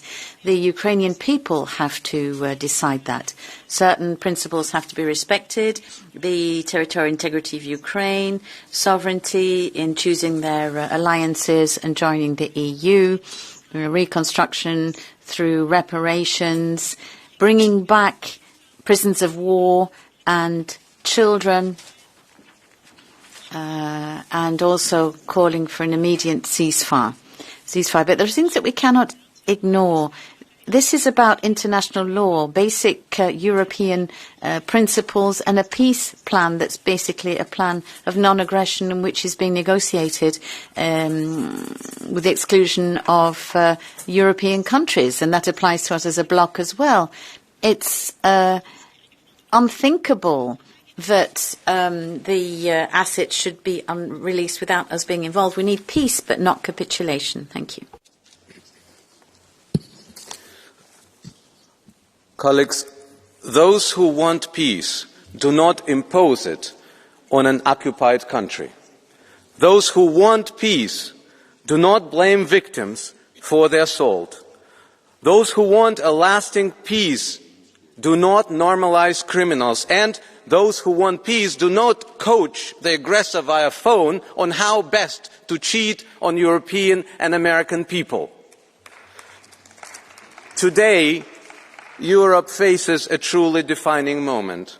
And yes, I and we welcome the proactive stance of leaders like Merz, Macron, Meloni, Stubb and others. But where's President Costa? Where is the one who represents all of them together? Where is the European Union united? We must unite for peace. This means sanctions cannot be lifted while a single Russian boot stands on Ukrainian soil. We must unite for peace. This means accountability cannot be negotiated away. International law is not a bargaining chip. We must unite for peace. Europe must act now decisively. Enlargement is the biggest currency we have. We must send a clear message, and the clearest we have is an accelerated path for Ukraine, including Article 42 that would protect Ukraine as a member of the European Union. We must do it for Ukraine, we must do it for ourselves. Thank you very much, dear colleague. Mr. Volgin, you have the floor. Уважаеми колеги, colleagues, the war in Ukraine will only end when there is an official document signed by all the stakeholders that says that this country will not join NATO. NATO's neutrality is the most steady guarantee for peace in Europe. This, however, the renunciation of NATO membership for Ukraine, is absent from the so-called European peace plan. Why? Because the authors of that peace plan actually want the war to continue. The longer the better. Thus, they will continue to frighten us with the Russian threat, and more importantly, will be making the European Union into a military organization where all the money goes into rearmament. These are not people with a strategic vision for Europe. These are the salespeople of the military-industrial complex whose main fare is death. And while European citizens' money sink into the pockets of corrupt Ukrainian and European officials, our so-called leaders are drawing up absurd peace plans. Why? Because their main purpose is the continuation of war. From the EPP Group, Mr. Kanev, you have the floor. Thank you, President. Dear Mr. Volgin, I've been fascinated to hear from the far left and the far right praise of a so-called peace plan by Trump, while others who grew up in the East and learned some Russian know that it is rather a bad translation from Russian. Don't you think that your point on Ukraine's neutrality is also a bad translation from the Russian?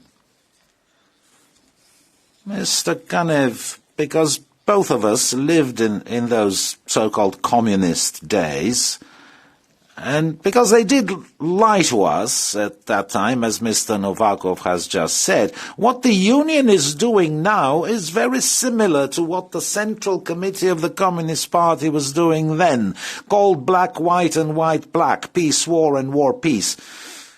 That this peace plan being Russian doesn't stand to scrutiny. I mean, you should not be misled. I thought higher of you, Mr.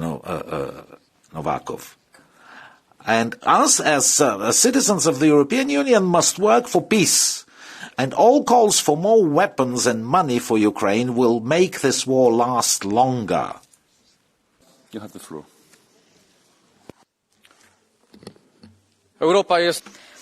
Europe is at war. Acts of sabotage in Poland, violations of airspace, disinformation confirm this every day. Times of war clarify moral choices and attitudes. Everyone can decide how they want to be remembered, as a traitor destroying European unity or as a builder of security. Donald Tusk said here in the Parliament, Europe must believe in its own strength. We have accepted this task. Poland is present. We have built the SAFE instrument. We have 180 billion Polish zloty from the EU for Poland's security. We do not consent to a new world order dictated by Russia. We do not accept impunity for Amelka's murderers. The aggressor must be accountable for his crimes. Europe is strong in its alliances and unity. We invest in our defense capabilities. But the Law and Justice Party government marginalized our position through alliances with Orban and Fico. It pushed for the construction of a power plant fueled by Russian coal. That is over now. The return of Donald Tusk is a return to ambitious politics. Thanks to the Polish presidency, Europe has focused on security. Dear friends, let's not panic. This is what Russia wants. Let's distinguish signals from noise. Let's nurture transatlantic cooperation. Allies must work together, but their envoys cannot be good advisors to our enemy. Europe, show your strength. From Mr. Mularsik from the DCR Group, you don't accept it. Okay, thank you. Mi siguiente orador es el señor Sánchez Amor.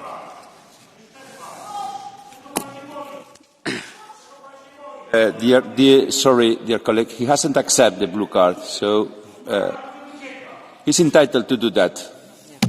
Mr. Sánchez Amor. Gracias. Thank you, President.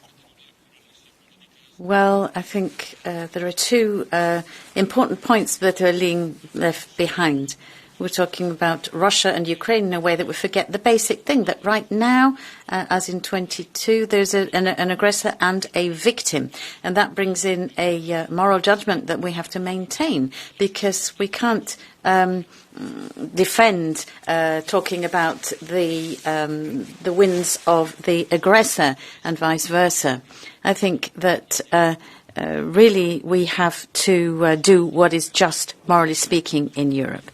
It's like a teacher going out into the playground in a school and trying to sort out a fight and forcing the victim to give his sandwich to the aggressor. That's what we're seeing happening, basically. So we have to look at the international situation, because we could end up with protectorates and changes in spheres of influence which have done such harm to international law. Thank you.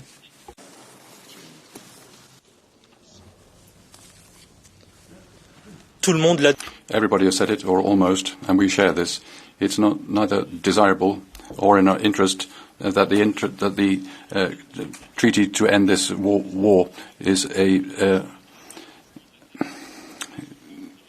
the history of our peoples knows what it means to be wiped off the map.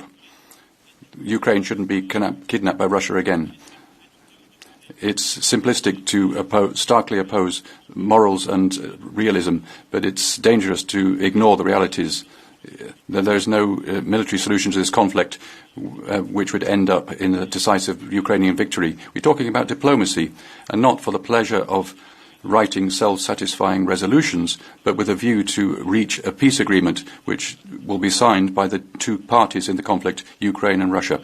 Brilliant European minds have shown that it's necessary to have limits to the war, that it's dangerous to refuse to let the other party to be an interlocutor and to consider its destruction as the only possible outcome. Denying this interactional dimension which exists in war, it means that making the conditions for peace impossible. We should get away from the deplorable dilemma proposed in this hemicycle between pacifism and full war. If the peace is the objectives, it's a game. It takes two to tango, and it's time that this reality is not ignored or is not ignored.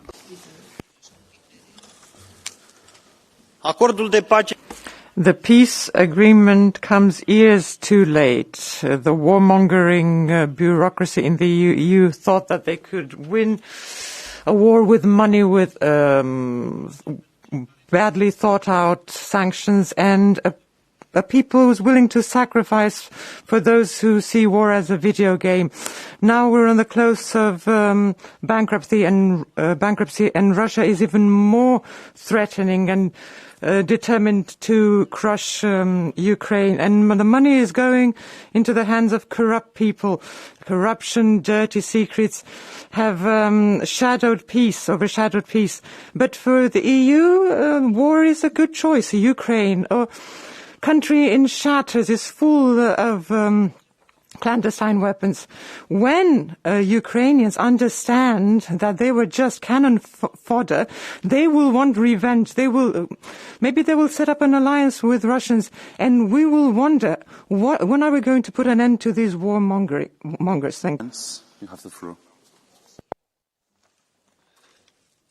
Colleagues, Commissioner, how much humiliation does Europe have to suffer before we wake up and approach this differently?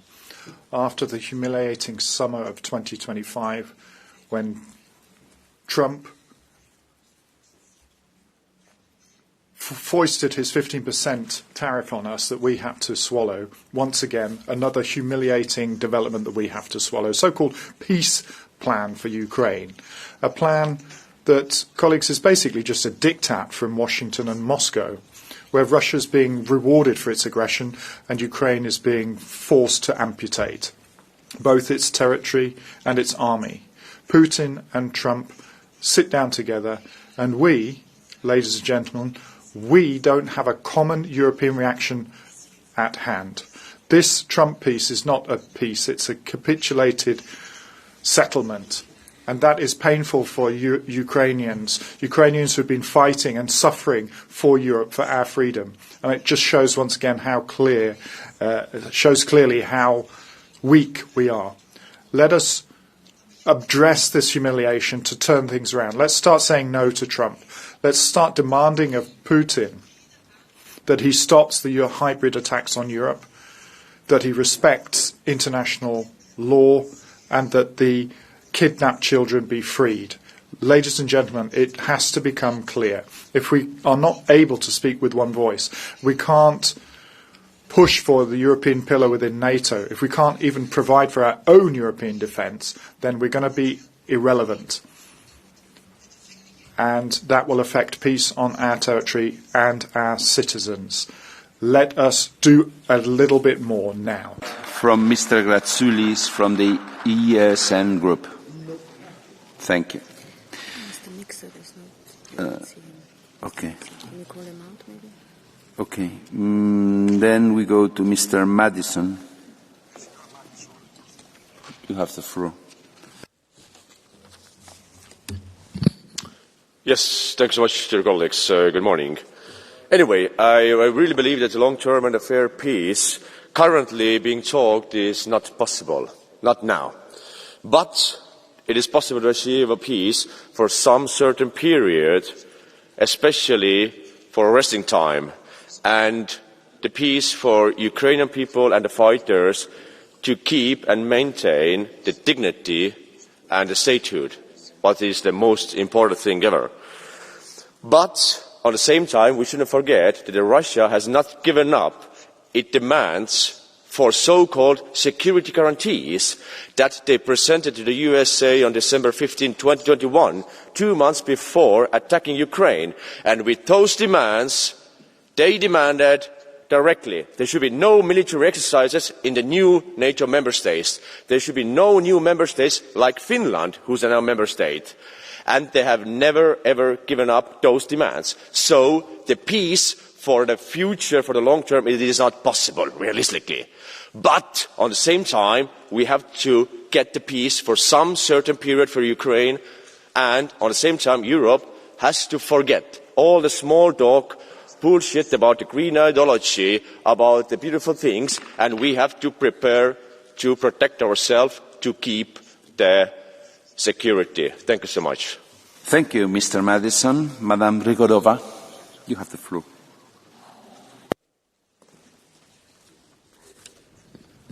Vážení kolegové, dear colleagues, after reading the 28-point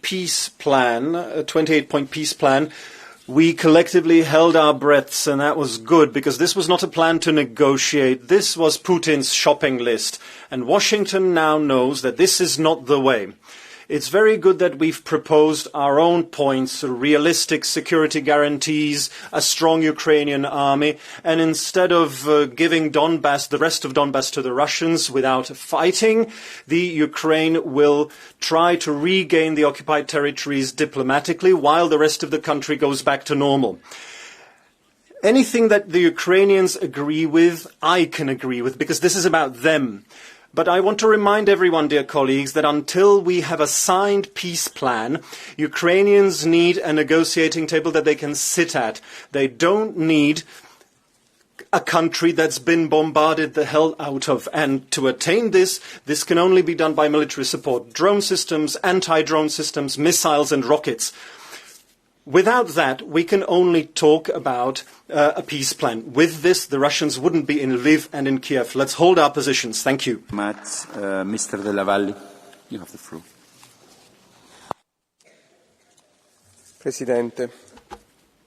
President, the EU has to decide whether it wants to with peace or continue as it is, maybe even sending its own people to fight this war that's been going on too long. The peace agreement could be just around the corner, it's true, but we know that the last mile is always the hardest. And we saw in Istanbul, UK, EU, when they blew it all up. And they're going to try again. And the saboteurs are always working in the shadows. Meloni, von der Leyen, Macron. Everyone has betted on the military defeat of Russia because Russia's war basically... without the rearm EU, it would all have been collapsed. If you haven't understood, the fact is that with this strategy, you have lost the war. But unfortunately, it's been trumped to show your irrelevance to the world. It's obvious that it's not going to be Brussels, Paris or London to decide and determine the future of Ukraine. In Istanbul, the EU lost the opportunity to show that it's something still. But I think you do better to leave space for compromise because a poor peace is better than the alternative or from a dirty war, which is yours. Thank you. Very much, Mr. Señor Burgallo. Gracias, Presidente. Dear colleagues, a Portuguese poet once... Thank you, President. Today, we may not know what tomorrow will bring, but we know this. A true peace strengthens the invaded, not the invader. After 4 years of fighting, Ukraine has the right to keep what they fought so hard to defend and to recover what Russia took by force. After 4 years of fighting, we cannot tell the Ukrainians that Russia's war crimes will end with a Russian peace. They will not. If geography is not enough for us to see it, history should be. And in their history, every time Ukraine has agreed on disarmament, their sovereignty was compromised. Fellow members, a peace deal that disarms Ukraine will only empower Putin. If we have no Ukraine in NATO and no NATO in Ukraine, we will have Russia in Europe. We may not know what tomorrow will bring, but we know this. To defend Ukraine is not only to defend democracy and international law. To defend Ukraine is to defend Estonian schools, Lithuanian hospitals, Polish homes and Finnish families. To defend Ukraine is to defend Europe.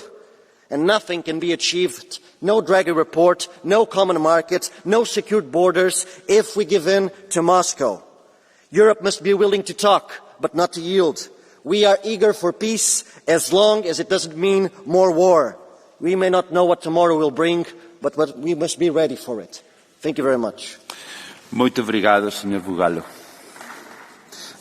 Monsieur Germain.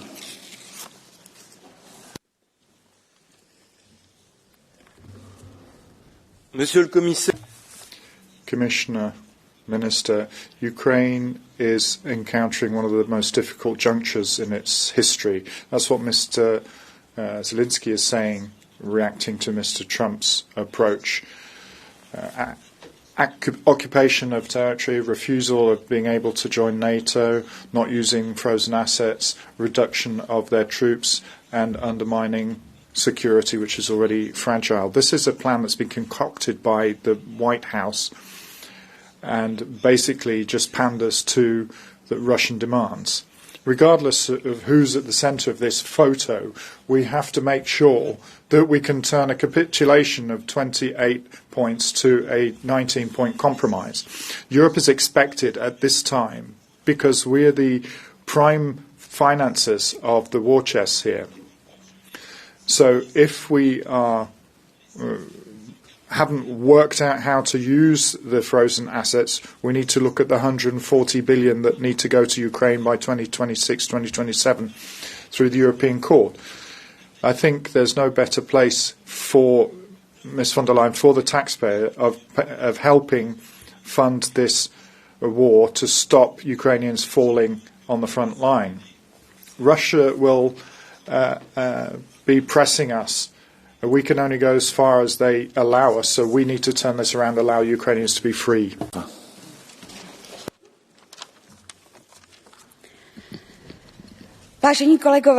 Dear colleagues, for 2 years you couldn't mention the word peace in Brussels. It was a swear word. Diplomatic steps were not seen as a duty but as a mistake. Anyone who was asking for pragmatic solutions was rejected, made fun of or labelled as pro-Russian. And now these same people who were doing this are trying to catch up to the world superpowers, finding a way forward without Europe. This isn't leadership, this is failure. Europe has been sleeping, it has not been pragmatic, it did not want peace. While Brussels was hiding in its safety of activism, the others were acting. And today, Europe is idly standing by at debates where our security is decided. Europe is one of the largest financial supporters of Ukraine. In many cases, this was support without any clear or finite plans on using these monies. Ukraine has to fight corruption. It has to set transparent procedures so that all aid goes where it's needed. The original American peace plans are detrimental to Europe in many ways. For example, the USA getting its share of the frozen Russian assets, or the expected participation of Europe on post-war reconstruction of Ukraine. However, the EU needs a stable Ukraine. We need a peace solution on strong fundaments and with strong security guarantees. The PFE has been saying from the very start, talking about peace is not a weakness, it is our duty. Europe needs solid, pragmatic diplomacy, open negotiations with the USA and a long-term plan for security in our eastern neighbourhood. If Europe is to be relevant again, it needs to stop rejecting pragmatism. It needs to be pragmatic. Thank you. Speaker is Mr. Jaki for 1 minute, please. Pani Przewodnicząca. Thank you, Madam Chair. Commissioner, as the classicist told you, it is a madness to do all the same things all the time and expect new results. Well, war was a sum of the vanity of European leaders, the Minsk agreement, mind you, and now the better off are in Geneva and the rest of Europe was simply brushed aside. So it's like naivety, it's like not learning lessons. Russia has not changed. It's not going to abide by any agreement. But yet, there are people who believe in it. Well, you are all flexing your muscles and say how you are against Putin and in favor of peace. But you really don't remember things. When the war broke out, you didn't want to do anything. You just provided Ukrainians with helmets, nothing more. And nobody was held accountable for resets with Russia. So no sustainable peace is available unless Russia is defeated, unless it is deterred, and Russia is not keeping its promises and excluding the countries that are most at risk from the decision-making process. Speaker for 1 minute, please. Thank you, President. Colleagues, wie wil geen vrede? Who doesn't want peace? Peace for our time. Who could be against that? The question is just how are we going to achieve that peace for our time? Are we going to achieve it with this 28-point plan from Mr.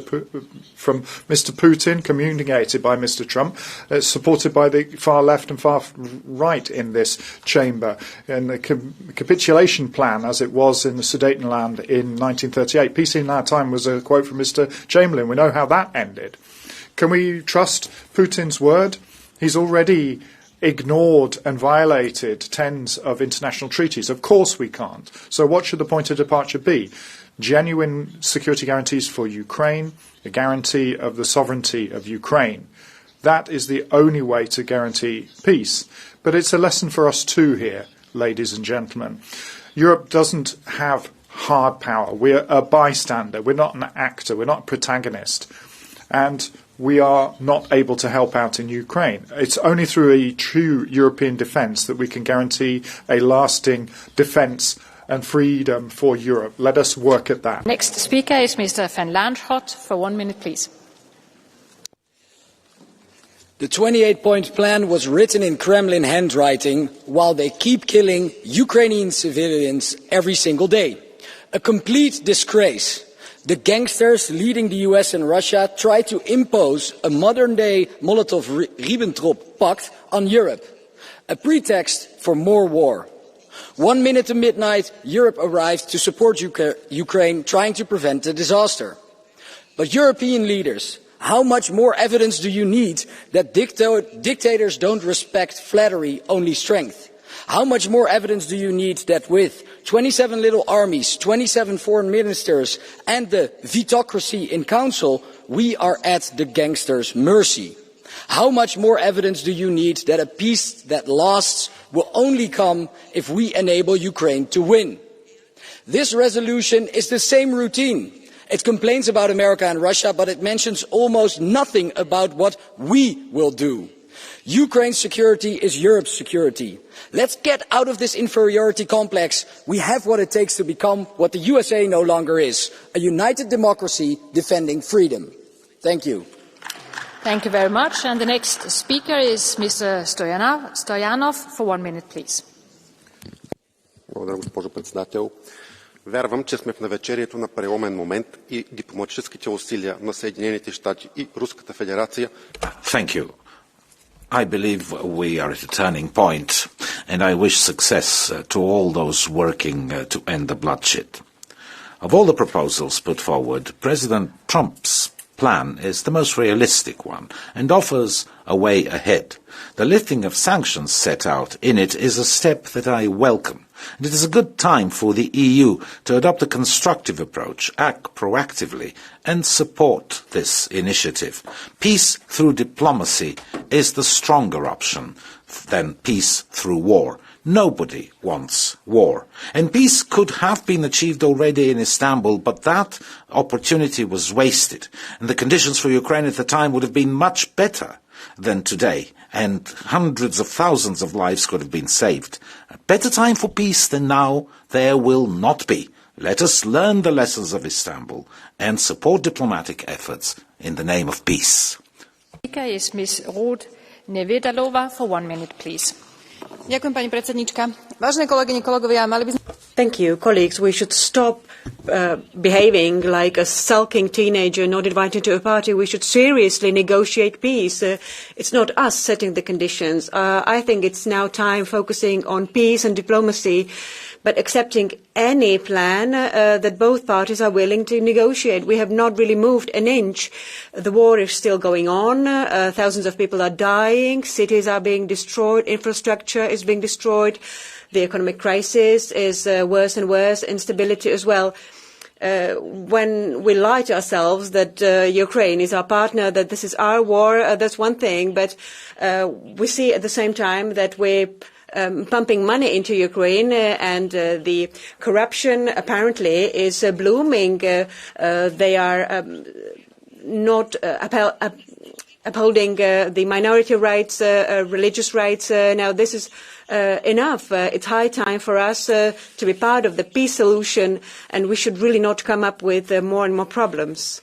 And we have now come to the 7th round of speakers, and I give the floor to Mr. Toviri for 1.5 minutes, please. Thank you, Madam President, Commissioner, dear colleagues. The now infamous 28-point peace plan started a series of negotiations that are still ongoing.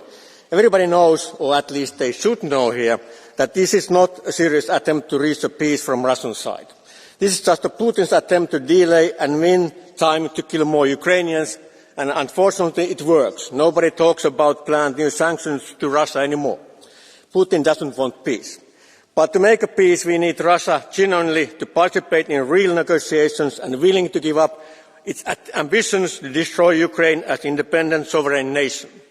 Therefore, now it's time to force Russia to come to the table. And the EU can help this to happen by hitting Russia's already crumbling economy. Now it's time to stop the shadow fleet. Now it's time to stop funding Putin's war by buying Russian oil, gas and minerals. Now it's time to sanction all Russian oligarchs, also those who are doing business in member states. Now it's time to stop allowing our businesses to evade sanctions through third countries. And now it's time to sanction those companies and countries that support Russia's war fighting. Let's do our part so that the brave Ukrainians fighting also for our freedom and security can have a peace they truly deserve. Slava Ukraini. Thank you very much. And the next speaker is Mr. Kremer for 1 minute, please. Colleagues, I want nothing more than these peace negotiations to succeed.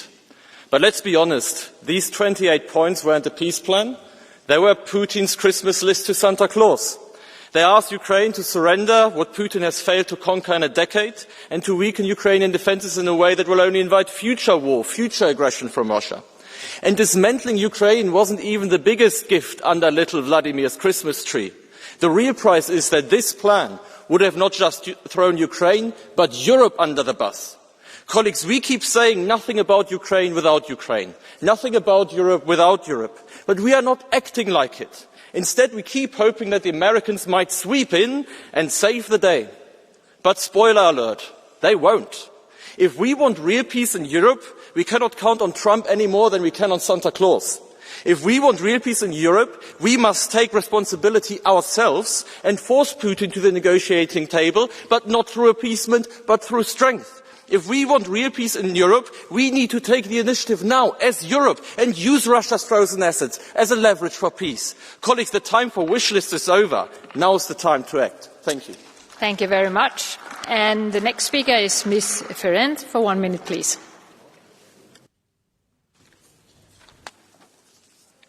Pászka Zoltán, Rácz Attila, Lecó Zsolt. Zoltán Pászka, Opilan Rácz, Zsolt Lecó. These are just a few of the Hungarians who have died in the war. They're all Hungarians from Transcarpathia, just where I'm from. I'm sure their parents would have a word or two to say to military leaders in Europe and how to react to this sort of approach. I think the answer is that we haven't been preparing for this. We've seen this war raging for almost 4 years. Many families have lost members of their families in this war, and you're telling us that this peace plan isn't good enough. You're financing this war while people in Ukraine are putting their own lives at risk. That's a very cynical approach. When was the last time you met those involved? When did you last ask them if they wanted war or peace? Once again, we have an opportunity for peace. We have to grasp it. Yes, Mr. Inselvini for 1 minute, please. Finalmente uno spiraglio. Finally, there's a glimmer of light, the possibility of giving voice to diplomacy and laying down arms to achieve just and lasting peace in Ukraine. It's a shame that once again this brave initiative hasn't come from the EU, but we have instead to thank Trump's USA that is trying with their long-sightedness and bravery. So we've seen what's happened with the Middle East as well. Someone here in the national government is always irritated by the possibility of putting end to the tragedy of an ongoing war. The peace plan from Trump is not perfect, but even if Zelensky is ready to sit at the table on the basis of this proposal, it's clear that there is no other possibility or solution for the EU than to make itself available to bring the negotiations to a good outcome. This is the last hope for millions. Let's grasp that hope together, guaranteeing the future of Ukraine, security in Europe, and pushing aside the war approach of people who want escalation and a return to 1914. Here is Vice President González Pons for 1.5 minutes, please. Dear colleagues, the peace plan put forward by the US administration offers a possible path to end the war. But it also brings serious risk for the future of Ukraine and Europe if it is not built with clarity, certainty and courage. Talks started in Geneva and will continue for the next days, but the European Union cannot and must not be silent. Europe should talk about enlargement, sanctions or the immobilised assets. Those can be negotiated without us. We want peace, but not peace at any price. Not if that peace reduces the safety for our Union or our Member States. Not if that peace humiliates the Ukrainian people and leaves them open to a future slavery. Not if that peace does not return Ukrainian children to their families where they belong. Not if that peace fails to bring war criminals to justice. Not if that peace becomes one more appeasement of a tyrant. Not if that peace means surrender, because democracy can only win. This is about giving back Belarus to freedom, not about losing it in Ukraine. Dear colleagues, our work must continue, united and with a joint and strong voice. Let the world know where we are, where we stand together till the end. Thank you very much. Thank you very much. And the next speaker is Ms. Guzenina for 1 minute, please.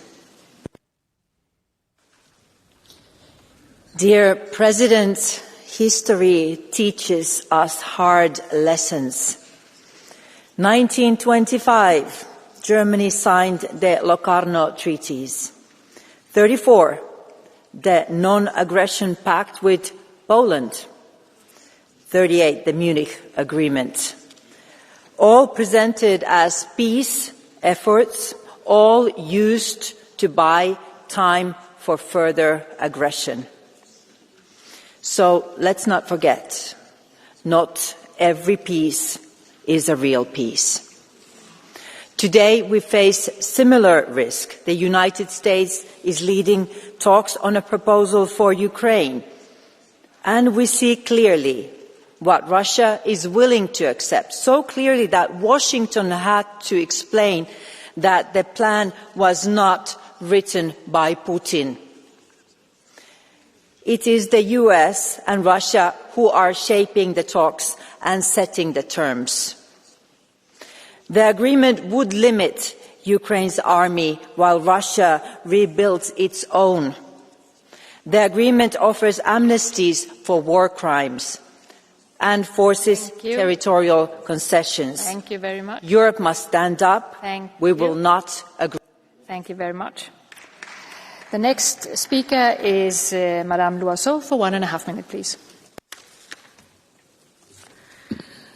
Madame la Présidente. President, colleagues, the American peace plan for Ukraine is not American, it's Russian. And it's not proposing peace, but rather capitulation. It's not a plan, it's a business plan. Nonetheless, 3 European countries rushed to Geneva, pressed and forced to be at the table rather than being left outside, and tried to improve the American plan. But that's a historic mistake to accept even the logic underlying the Trump plan. In my area, we know that you can pour perfume on a pile of manure, but it's still manure. And talking about the Ukrainian army and reducing its numbers, whereas it's the Russian army that is a threat, is ridiculous. So it's no point trying to change the commas with a bad text in Geneva. We know what we have to do. We have to use the frozen Russian assets to support Ukraine, protect the skies above Ukrainian cities by organizing defense and using the neighboring NATO countries. We have to help Ukraine to achieve a just, dignified and lasting peace, not drag it into a shameful situation which would solve nothing and which would affect our own security. For 1 minute, please. Fru talman. Madam President, we can see 2 imperialist superpowers, Russia and the US, who are trying to foist onto Ukraine an unjust peace. They set aside international law, they reward the aggressor, and they're lining their pockets. The Cold War's language and logic about the spheres of interest have come back. This is something that must be rejected. No negotiations about Ukraine without Ukraine at the table. Ukraine's proposal for a ceasefire is the realistic way to proceed. Sanctions against Russia must continue in full force until Russia has withdrawn from the entire territory of Ukraine. No amnesty for war criminals. Continued support for Ukraine in economic terms, political terms and military terms. Thank you. Tack så mycket. Thank you. And we will now start the 8th and last round of speakers before Catch the Eye, and we will begin with Mr. Terras for 1 minute, please.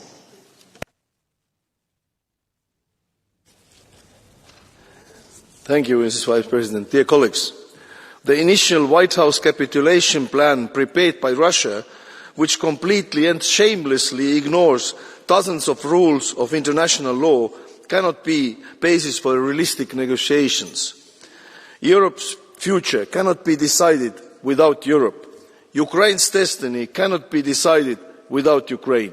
It is time for European countries, in cooperation with Ukraine, to propose just, permanent and lasting peace. This could be a coalition of willing plus non-Euro countries if there is no consensus for joint EU action. This House must urge Presidents von der Leyen and Costa to work out a way to use frozen Russian assets immediately, and needlessly to say, all Member States must stop financing the Russian war machine. Thank you. Thank you very much. And the next speaker is Vice President Negrescu for 1 minute, please. Dear Commissioner, dear Vice President, the US proposal for a peace plan marks an important moment. Any initiative that can bring an end to Russia's brutal war must be examined seriously, but should come with guarantees for Ukraine's sovereignty and Europe's security. Nevertheless, Russia sent drones again over Romanian territory.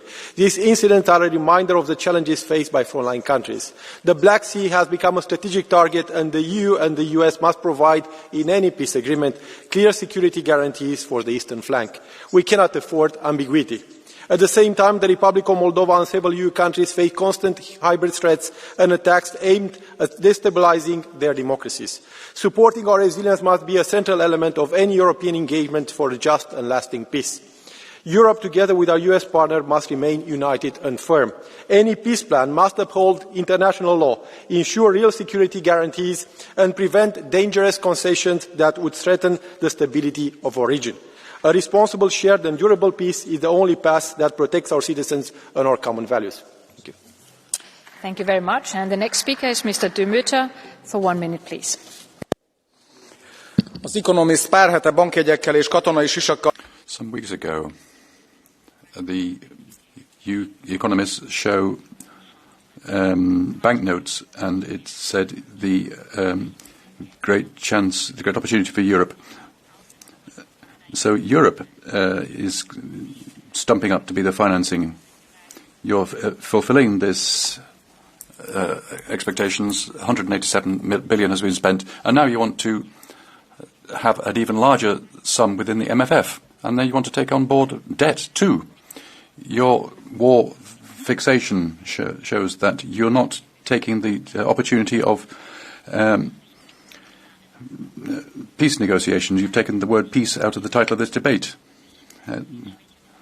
When the war ends, Europe will be in a weaker position economically and in its self-esteem. And if you ask who is responsible for this, Ursula von der Leyen and all those who supported this madness here, you are the ones who are destroying Europe. Catch the Eye. And the next speaker is Mr. Terhes for 1 minute, please. Thank you so much, dear colleagues. In 2008, when few Western countries blocked the clear path to NATO membership for Ukraine and Georgia, the Russian leadership interpreted it as a weakness, and weakness always invites aggression. Only months later, Russia invaded Georgia, demonstrating that Kremlin was fully prepared to wage war in the 21st century to subjugate European free and sovereign nations. The world's weak response opened the door for further escalation. In 2014, Russia struck again, annexing Crimea and invading eastern Ukraine. The full-scale Russian invasion of Ukraine launched in 2022 is a direct consequence of years of appeasement in which the West ignored Moscow's repeated aggressions and convinced itself that rewarding aggression or doing business with the aggressor somehow would keep the peace. It did the opposite. Supporting Ukraine defend its sovereignty, independence and territorial integrity is not charity. It's an investment in Europe's security and in lasting peace on our continent. Thank you. Thank you very much. And the next speaker is Mr. Kelly for 1 minute, please.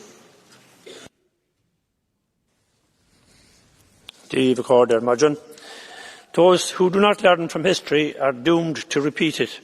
Appeasing bullies won't stop wars. Yes, we need a plan to end this war, to end the destruction and the violence, but how we bring that about matters. This is not a surrender. There can be no decisions made without Ukraine and without Europe. Russia does not get to dictate the future security of Ukraine or of Europe. The fundamental principle that borders cannot be changed by force remains paramount. And under no ceasefire agreement should the front lines be frozen where they currently are.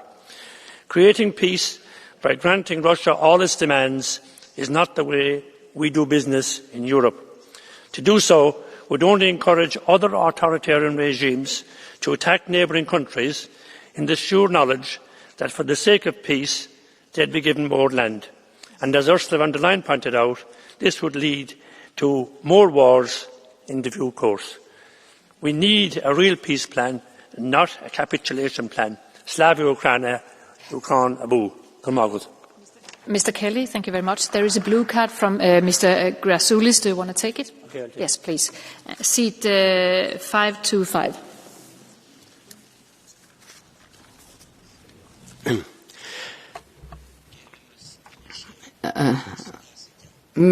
Mr. You represent the biggest group in the European Parliament, in the governing majority. The Commission President is from your group. Aren't you ashamed that you are only discussing, making resolutions, but do not provide the necessary military, diplomatic or other support to Ukraine, but only blame Mr. Trump? You are not showing all the necessary things that you have to do.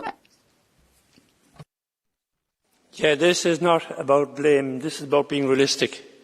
The plan proposed by the US in the name of Donald Trump makes no sense.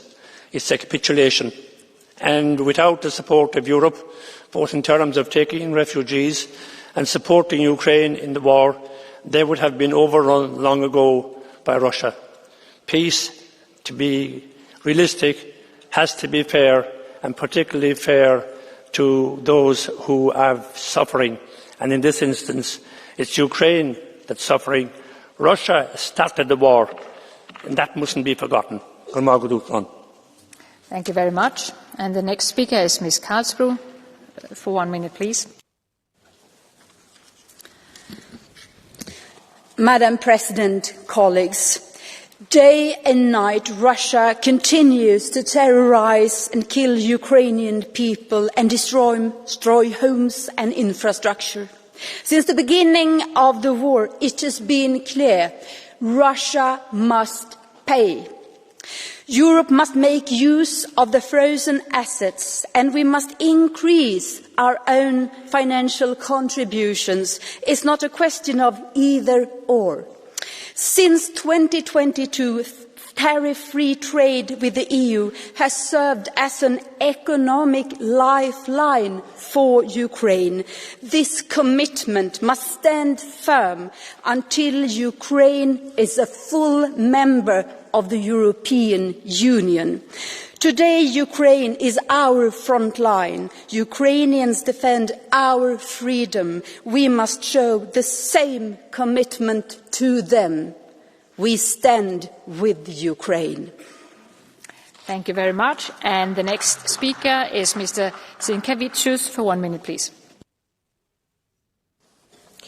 Dear Commissioner, dear colleagues, let's be very clear. The so-called peace plan is not a peace at all. It forces Ukraine to concede territory, forgives war crimes such as rape, killings of civilians, 20,000 abducted children, and just rewards the aggressor. It can be called a business plan. But here in Europe, we don't sell our dignity and freedom. It also can be seen as a license to continue. And if you look at the Russian position, when it's the best time to test us, when it's the best time to attack Europe? Right now, when we are still not ready, when we are still discussing on our military capabilities, on frozen assets, on continuous support to Ukraine, right now is the best time to test us with such business deal that US is offering. Thank you very much. And the next speaker is Mr. Neuhoff for 1 minute, please.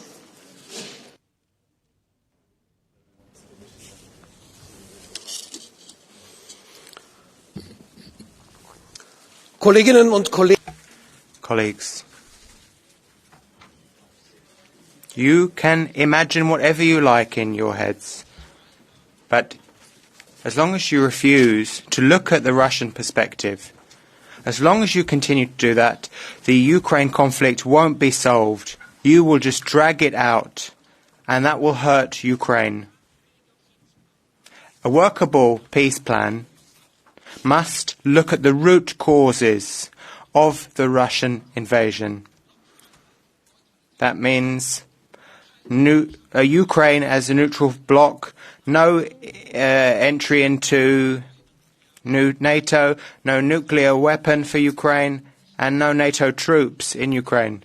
As long as we don't have these issues addressed, the war will be continued by Russia. Ladies and gentlemen, we admire Switzerland for its neutrality. Back in 1815, there was the Vienna conflict, which made Switzerland a buffer zone, because that was what the major powers wanted. Ukraine could become a Switzerland of the East, but the question is, do you even want that? Card from Mr. Brandstetter. Do you want to take it? Thank you, Mr. Brandstetter. Wait. Herr Neuhoff, Sie waren ja gerade. You were in Sochi, in Russia. Not everyone was very enthusiastic about that, and you met Medvedev, and you spoke to Russians. They're always threatening to send things to Berlin and so on. Then there was a quote from Lucas. It says that hardly anybody knows that I am working so passionately for Russia's victory as Mr. Neuhoff. What would you say about that quote? And would you want to take colleagues to Russia? Herr Kollege, zu Ihren konkreten Fragen. Colleague, the concrete question. We did not meet with Mr. Medvedev. So the wish of the party leaders was respected, but that wasn't what it was even about at the conference. The invitation, it was about looking at BRICS, EU relations, and MEPs should therefore logically be taking part in such a conference. You have the possibility to look at every single one of the speeches I've given. I'm neither pro-Russian nor anti-Russian. I'm just a realist. For that reason, here in this Parliament, I have always pleaded for a realistic solution, as I just did in my speech. So, I don't see Mr. Mixer in the room, so we will now go to Catch the Eye. And colleagues, thanks to your relative discipline, we have there is a likelihood that I can take all the Catch the Eye. I have 16 or 17. Not all are here in the room, but I will try to accommodate it. So if you stick to your speaking time, 1 minute, we can take, hopefully, all of the colleagues. And we start with Mr. Jonsky, seat 494, please.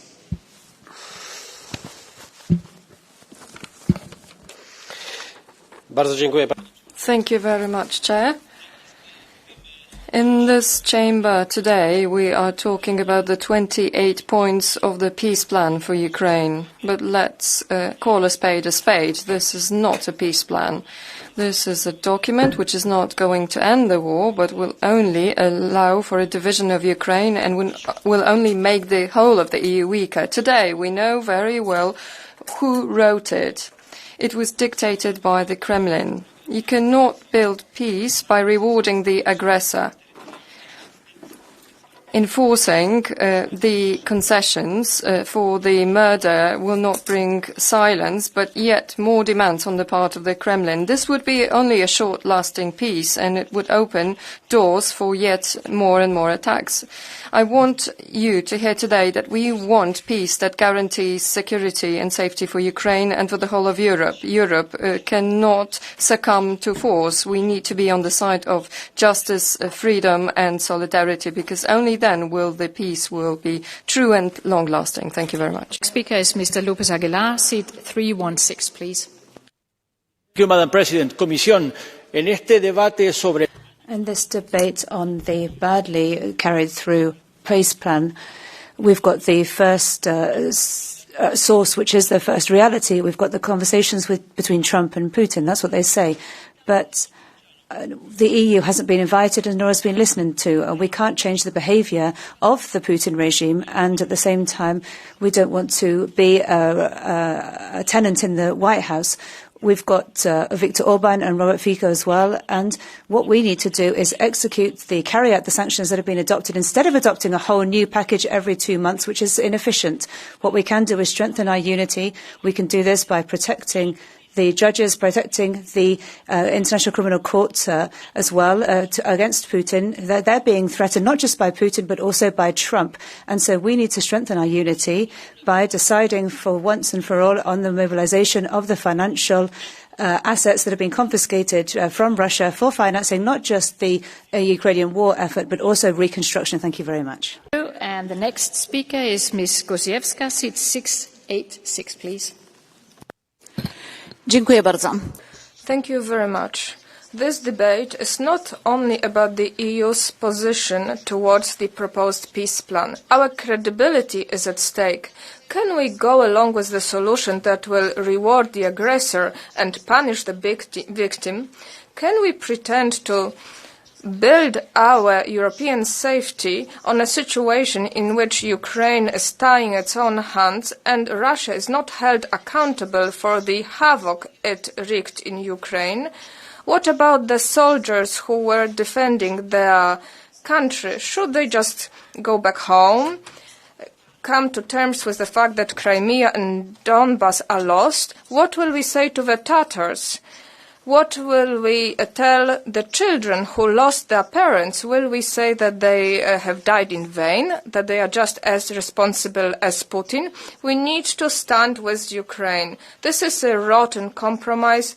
We need to cherish the memory of the victims. This is a rotten compromise, telling Putin that aggression pays off, which puts Poland into a dangerous situation.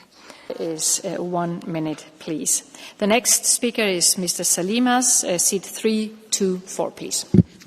Thank you. Dear Commissioner, dear colleagues, we must be clear. Any agreement that rewards aggression would not bring peace. It would send us several centuries backwards, legitimizing violence as a tool in international relations. International law is explicit. When a serious breach of a fundamental norm of jus cogens occurs, and Russia's war of aggression is precisely that, no state may recognize as lawful the situation created by that breach, nor render aid or assistance to the aggressor. Instead, states must cooperate to bring this breach to an end. This means no recognition of illegal annexation, no territorial concessions, no any other proposals that would allow anyone to make a business deal out of this aggression. A just peace can only rest on firm foundations: full territorial integrity of Ukraine, full reparations to Ukraine, full criminal responsibility for the crime of aggression. These are not negotiating positions. They are international legal obligations incumbent on Russia. Thank you very much. Thank you. The next speaker is Mr. Saramo, seat 230, please. Thank you, Madam Chair, dear colleagues. If it looks like a Russian asset, talks like a Russian asset and acts like a Russian asset, then it probably is a Russian asset. We can only guess why, but Donald Trump has always done what Vladimir Putin wanted. Of course, Putin is not the only one. Trump has shown his admiration for other authoritarian leaders who have blood on their hands. He does not bring peace, only new tensions, and he rewards killing. We Finns, we tried until the very end to build friendship and stability with Putin's Russia. But imperialist delusions, they cannot be answered by reason. Capitulation to Putin and Trump would bring new occupations and new wars. Dear colleagues, Europe must do everything to support Ukraine and cut off the US leash. Thank you. Thank you. The next speaker is Mr. Grassouli, seat 525, please. Dear Europeans, blame yourselves and not Trump. If you were determined and principled and not just talked and passed resolutions, if you defended Ukraine, Putin would not have dared to invade Ukraine. But he knew your leftist gender politics, which is not determined and not principled. You are the ones to blame. You are to blame for Ukraine's suffering today. For 4 years it has not been defended. If you were principled, you would say to Trump, it's not your business. We will end the war without you. And what are you doing? Aren't you ashamed for such undetermined position? Please brace yourselves. Please suggest your plan without Trump and demand Putin to end the war. What have you done? What are you doing? It's precisely nothing. Thank you. And the next speaker is Mr. Stier, seat 675, please. Thank you, Vice President. Dear colleagues, the Commission President said today that the pressure should be put on the aggressor, not on the victim. And I fully agree with that. But then we need to move from words to action. And that means, among other things, that we should ban the import not only of gas, but also of oil. That is the position of this Parliament, and it's about time that the Council also agrees on that position to ban of Russian oil starting on January 2026. The Commission knows very well that all the technical conditions are there for the Member States that are still importing oil from Russia to replace that, using, for example, the Adriatic pipeline. They can do that. All the technical conditions are there. It's just a question of political will. So we need to move from words to action, because actions, that means far more than words. That speaks louder than any words. Acta, non verba. Thank you very much. And the next speaker is Mr. Andriukaitis, seat 179, please. Thank you so much, Madam Chair. Commissioner, the shameful 28-point Trump's plan is heavily skewed in favor of the Kremlin.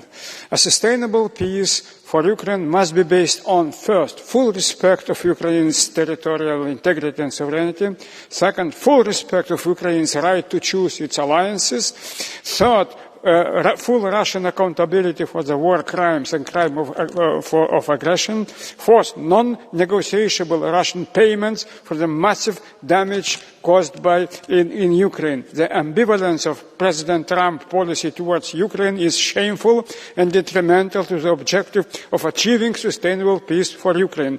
A pact at the expense of Ukraine and the EU would jeopardize decades-long transatlantic partnerships on common security and prosperity. Now we need to urgently ask EU member states and international partners to join our efforts in their military support as well as their political and diplomatic efforts. Thank you. Thank you very much. The next speaker is Mr. Tynkkynen, seat 210, please.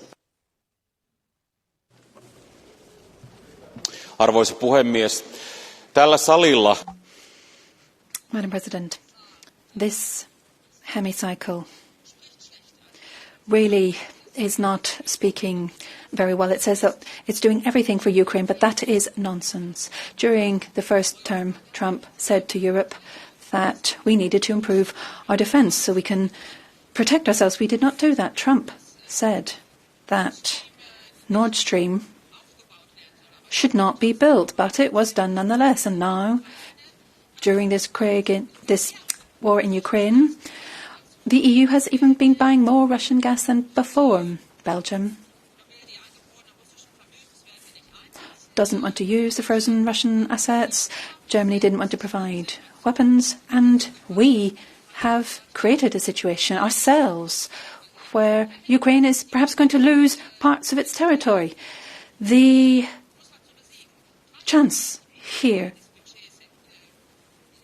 will be that Russia could win. 33% of the budget is going into environment. The priorities are the right ones here. 8-9, please.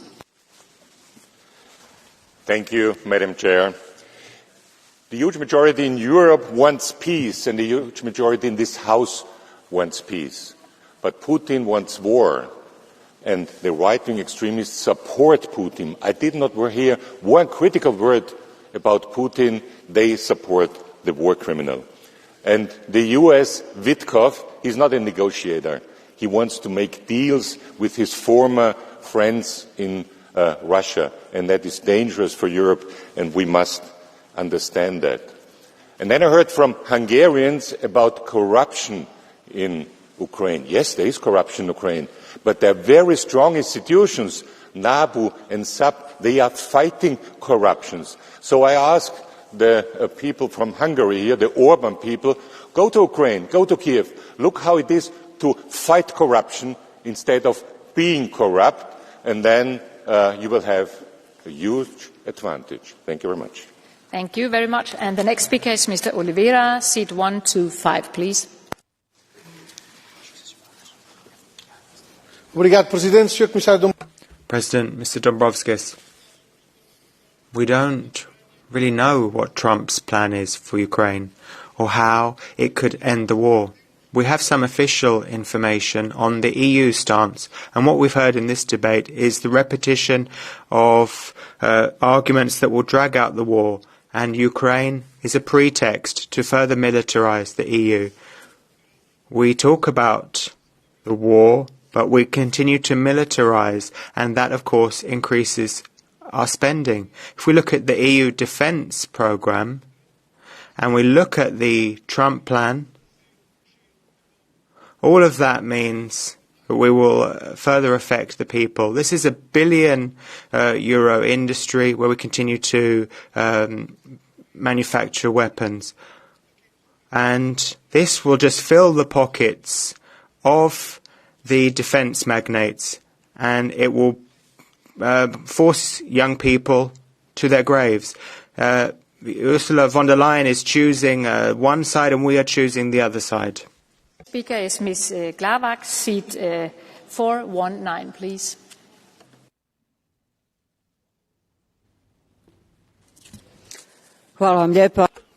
Thank you, Madam Chair.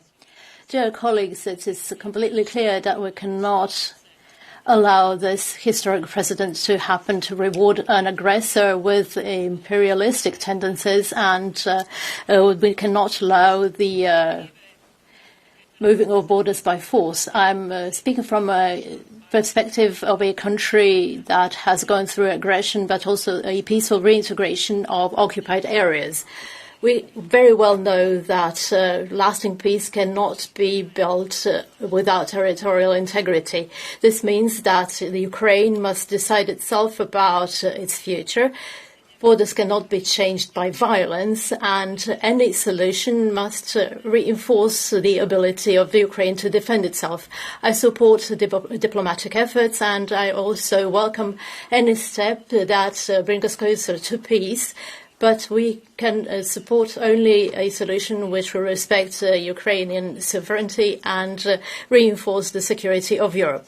Europe must remain strong. Thank you. Thank you. And the next speaker is Mr. González Casares, seat 130, please.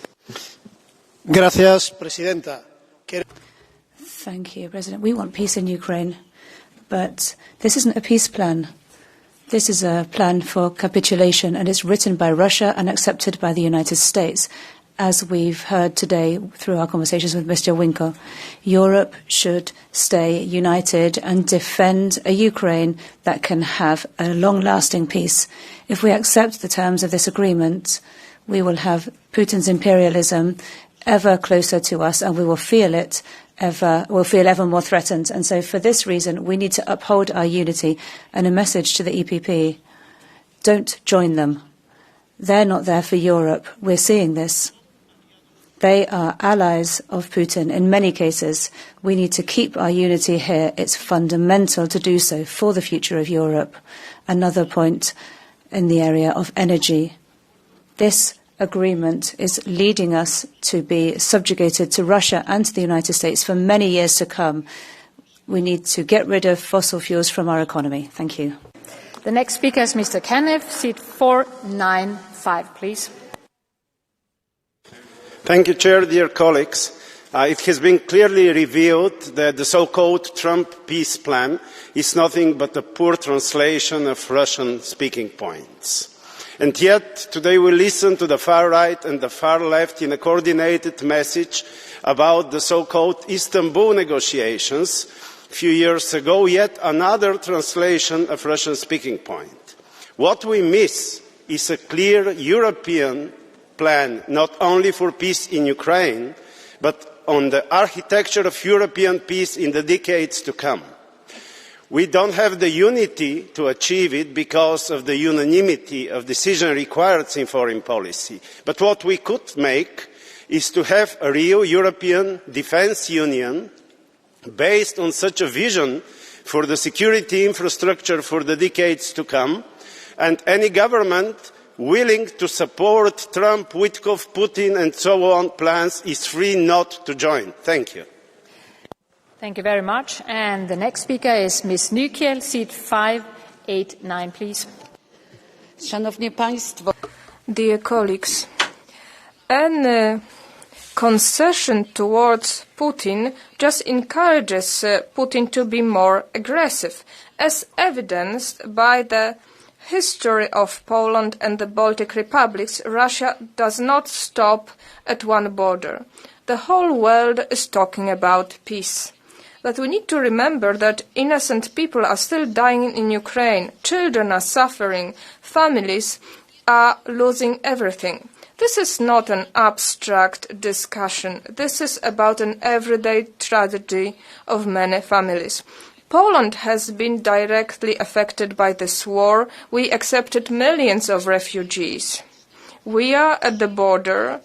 We are directly affected by what is happening, so we need to be able to have an impact on the final peace agreement. No lasting peace can be built on concessions towards terrorism. We need principles, we need unity. Thank you. And the last speaker in the round of Catch the Eye is Ms. Grunkiewicz-Waltz, seat 836, please. Thank you, Madam Chairman. My patience was awarded at the end. So I will speak in Polish because it's very important for the opinion in Poland. Putin jest w drodze do klęski.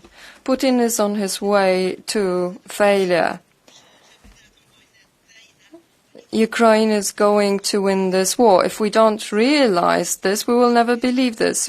When Poland believed in 1939, if Poland had believed in 1999 that the Bolshevik Russia would occupy us, we wouldn't have won, and you would not be here in the West, but you would be at the Pyrenees line. Poland was only independent for 2 years, and if we had not stopped the Bolshevik wave, the wall between the East and West would be in the Pyrenees line.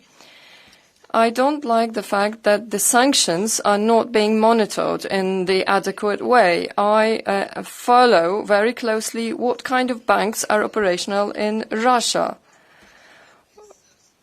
Why don't we eliminate all the banks from Russia? Well, because it's business. Very much, colleague. So, colleagues, we still have 2 speakers left, so it's nice to see you coming into the chamber, but please take your seats and wait to talk until we have been voting. Thank you. The next speaker is, or I will give the floor back to the Commission and Commissioner Dombrovskis for wrapping up this debate, please.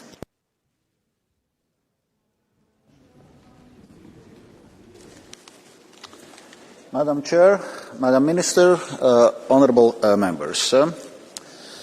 Let me start by reading out the title of this debate. EU position on the proposed plan and the EU engagement towards a just and lasting peace for Ukraine. The word peace is there in the title, contrary to what some Patriot members were claiming.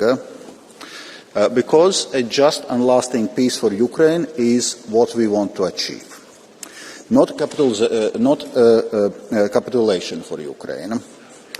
A just and lasting peace for Ukraine that respects its sovereignty and territorial integrity, does not set restrictions on Ukraine's defence capabilities, which would leave Ukraine vulnerable to future attacks.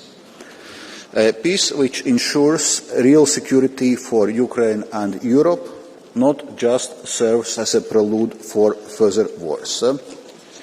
Because Russia is openly talking about invading other countries, including EU and NATO countries. And if Russia will feel in any way vindicated regarding their aggression in Ukraine, it will only encourage more aggression. Strong and coordinated European engagement has yielded constructive progress in negotiations for a Ukraine peace plan. This included a solid European presence during discussions with Ukraine and the United States in Geneva, with participation notably by representatives of the European Commission. We welcome the progress made at meetings between US and Ukraine in Geneva. As their joint statement makes clear, this was a major step towards a just and lasting peace.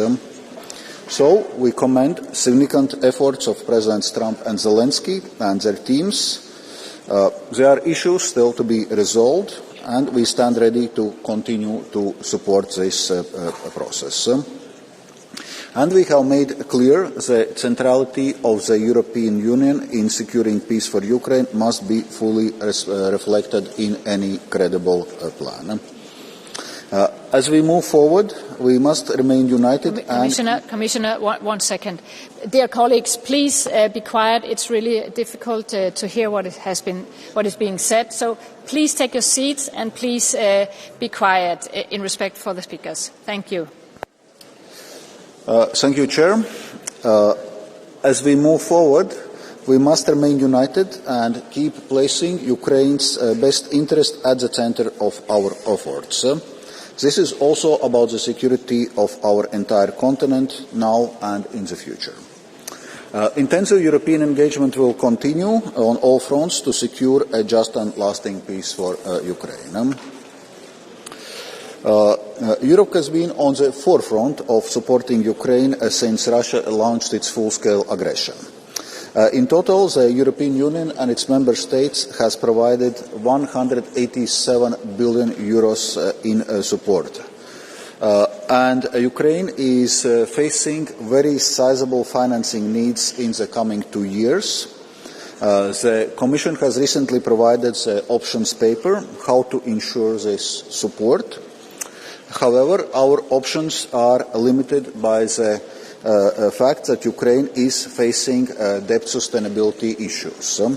So we cannot just provide another loan.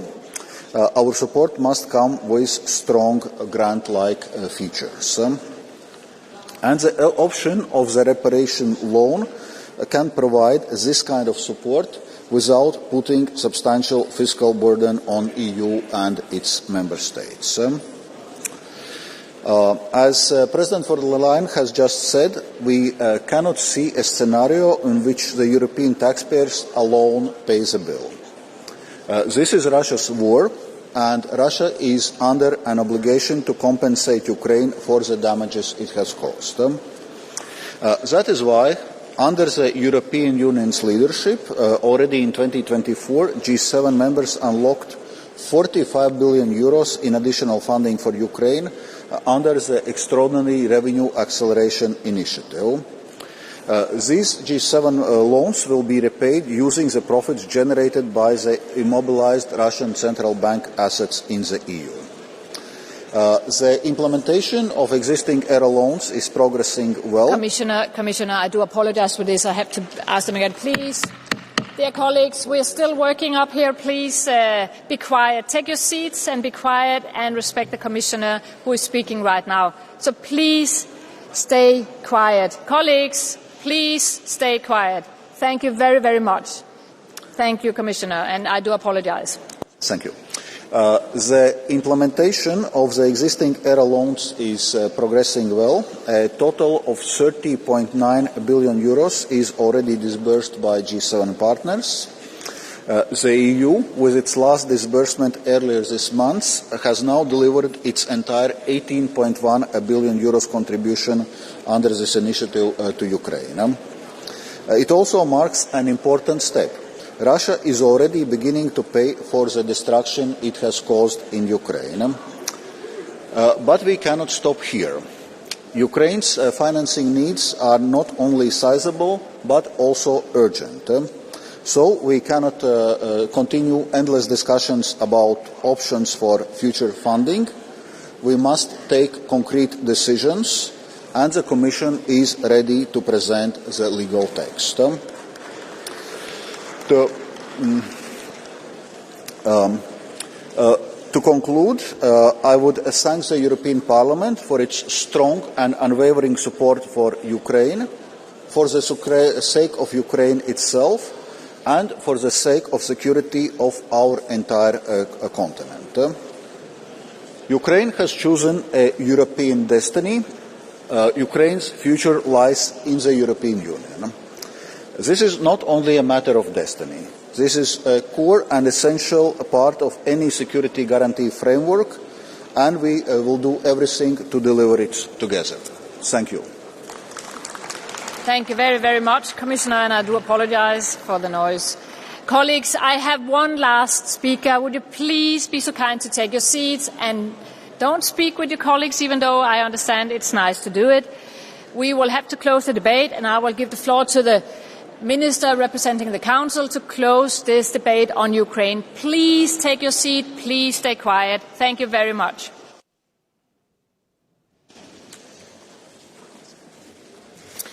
Thank you.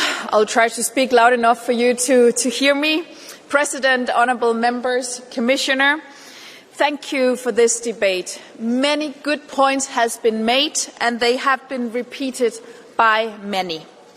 I want to thank you, the European Parliament, for its continued steadfast support and unconditional solidarity with the Ukrainian people in their fight for peace and self-determination.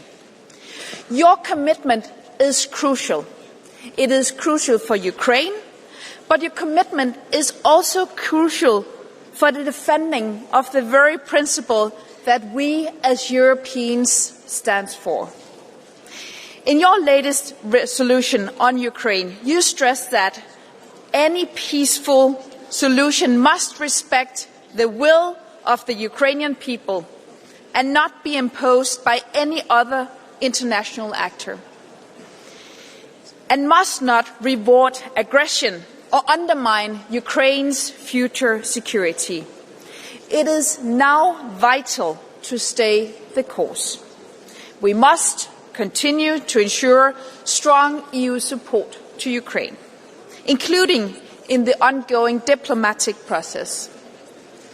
We will pursue all our efforts to help Ukraine reach a comprehensive, just and lasting peace, while making sure that nothing on Ukraine and Europe is decided without Ukraine and Europe. Thank you. Thank you very much, Minister Bjerre. The debate is closed and the vote will be held on Thursday. Thank you, and we will proceed with the vote.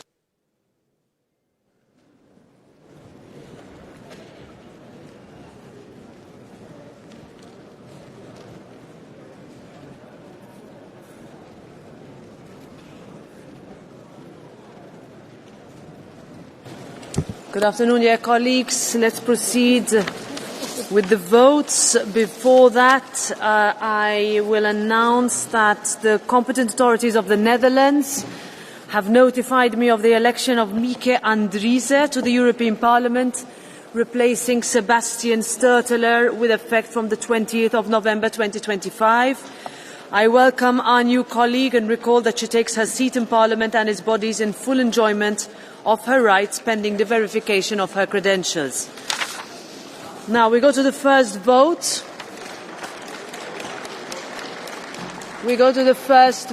Can I please ask you to take your seats?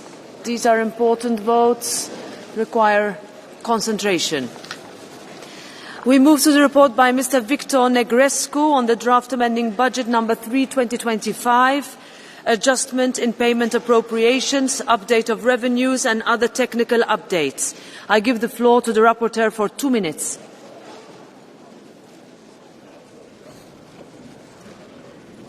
President, dear colleagues, the third draft amending budget is not just a technical adjustment. It is a test of Europe's ability to react quickly, to correct course and to support citizens in a moment of pressure and uncertainty. DABS 3 brings over 2.5 billion euros in additional payments targeted where Europe needs strength the most: cohesion, social investment, border management and strategic security. The European Regional Development Fund receives a substantial reinforcement. The European Social Fund Plus gains new resources, and the border management and visa instrument is strengthened at a moment when instability and hybrid threats are increasing around our borders. This is what Europeans expect: a union that invests, not one that hesitates, a union that protects communities, supports vulnerable groups and builds economic resilience in every region. This DAB proves once again that our budget must become more flexible and more responsive. Crises no longer wait. Geopolitical shocks, technological transitions and social pressures require immediate budgetary action. This amending budget is a step in the right direction, but it also shows the limits of our current architecture. This is why the next multi-annual financial framework must be stronger, more agile and centred on the real needs of Europeans, with a clear role for the European Parliament.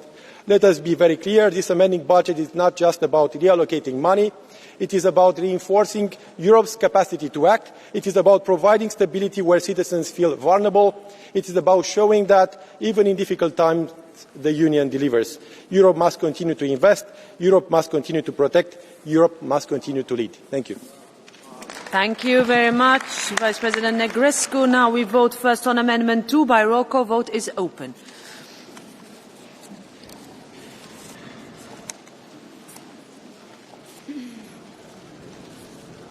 Vote is closed.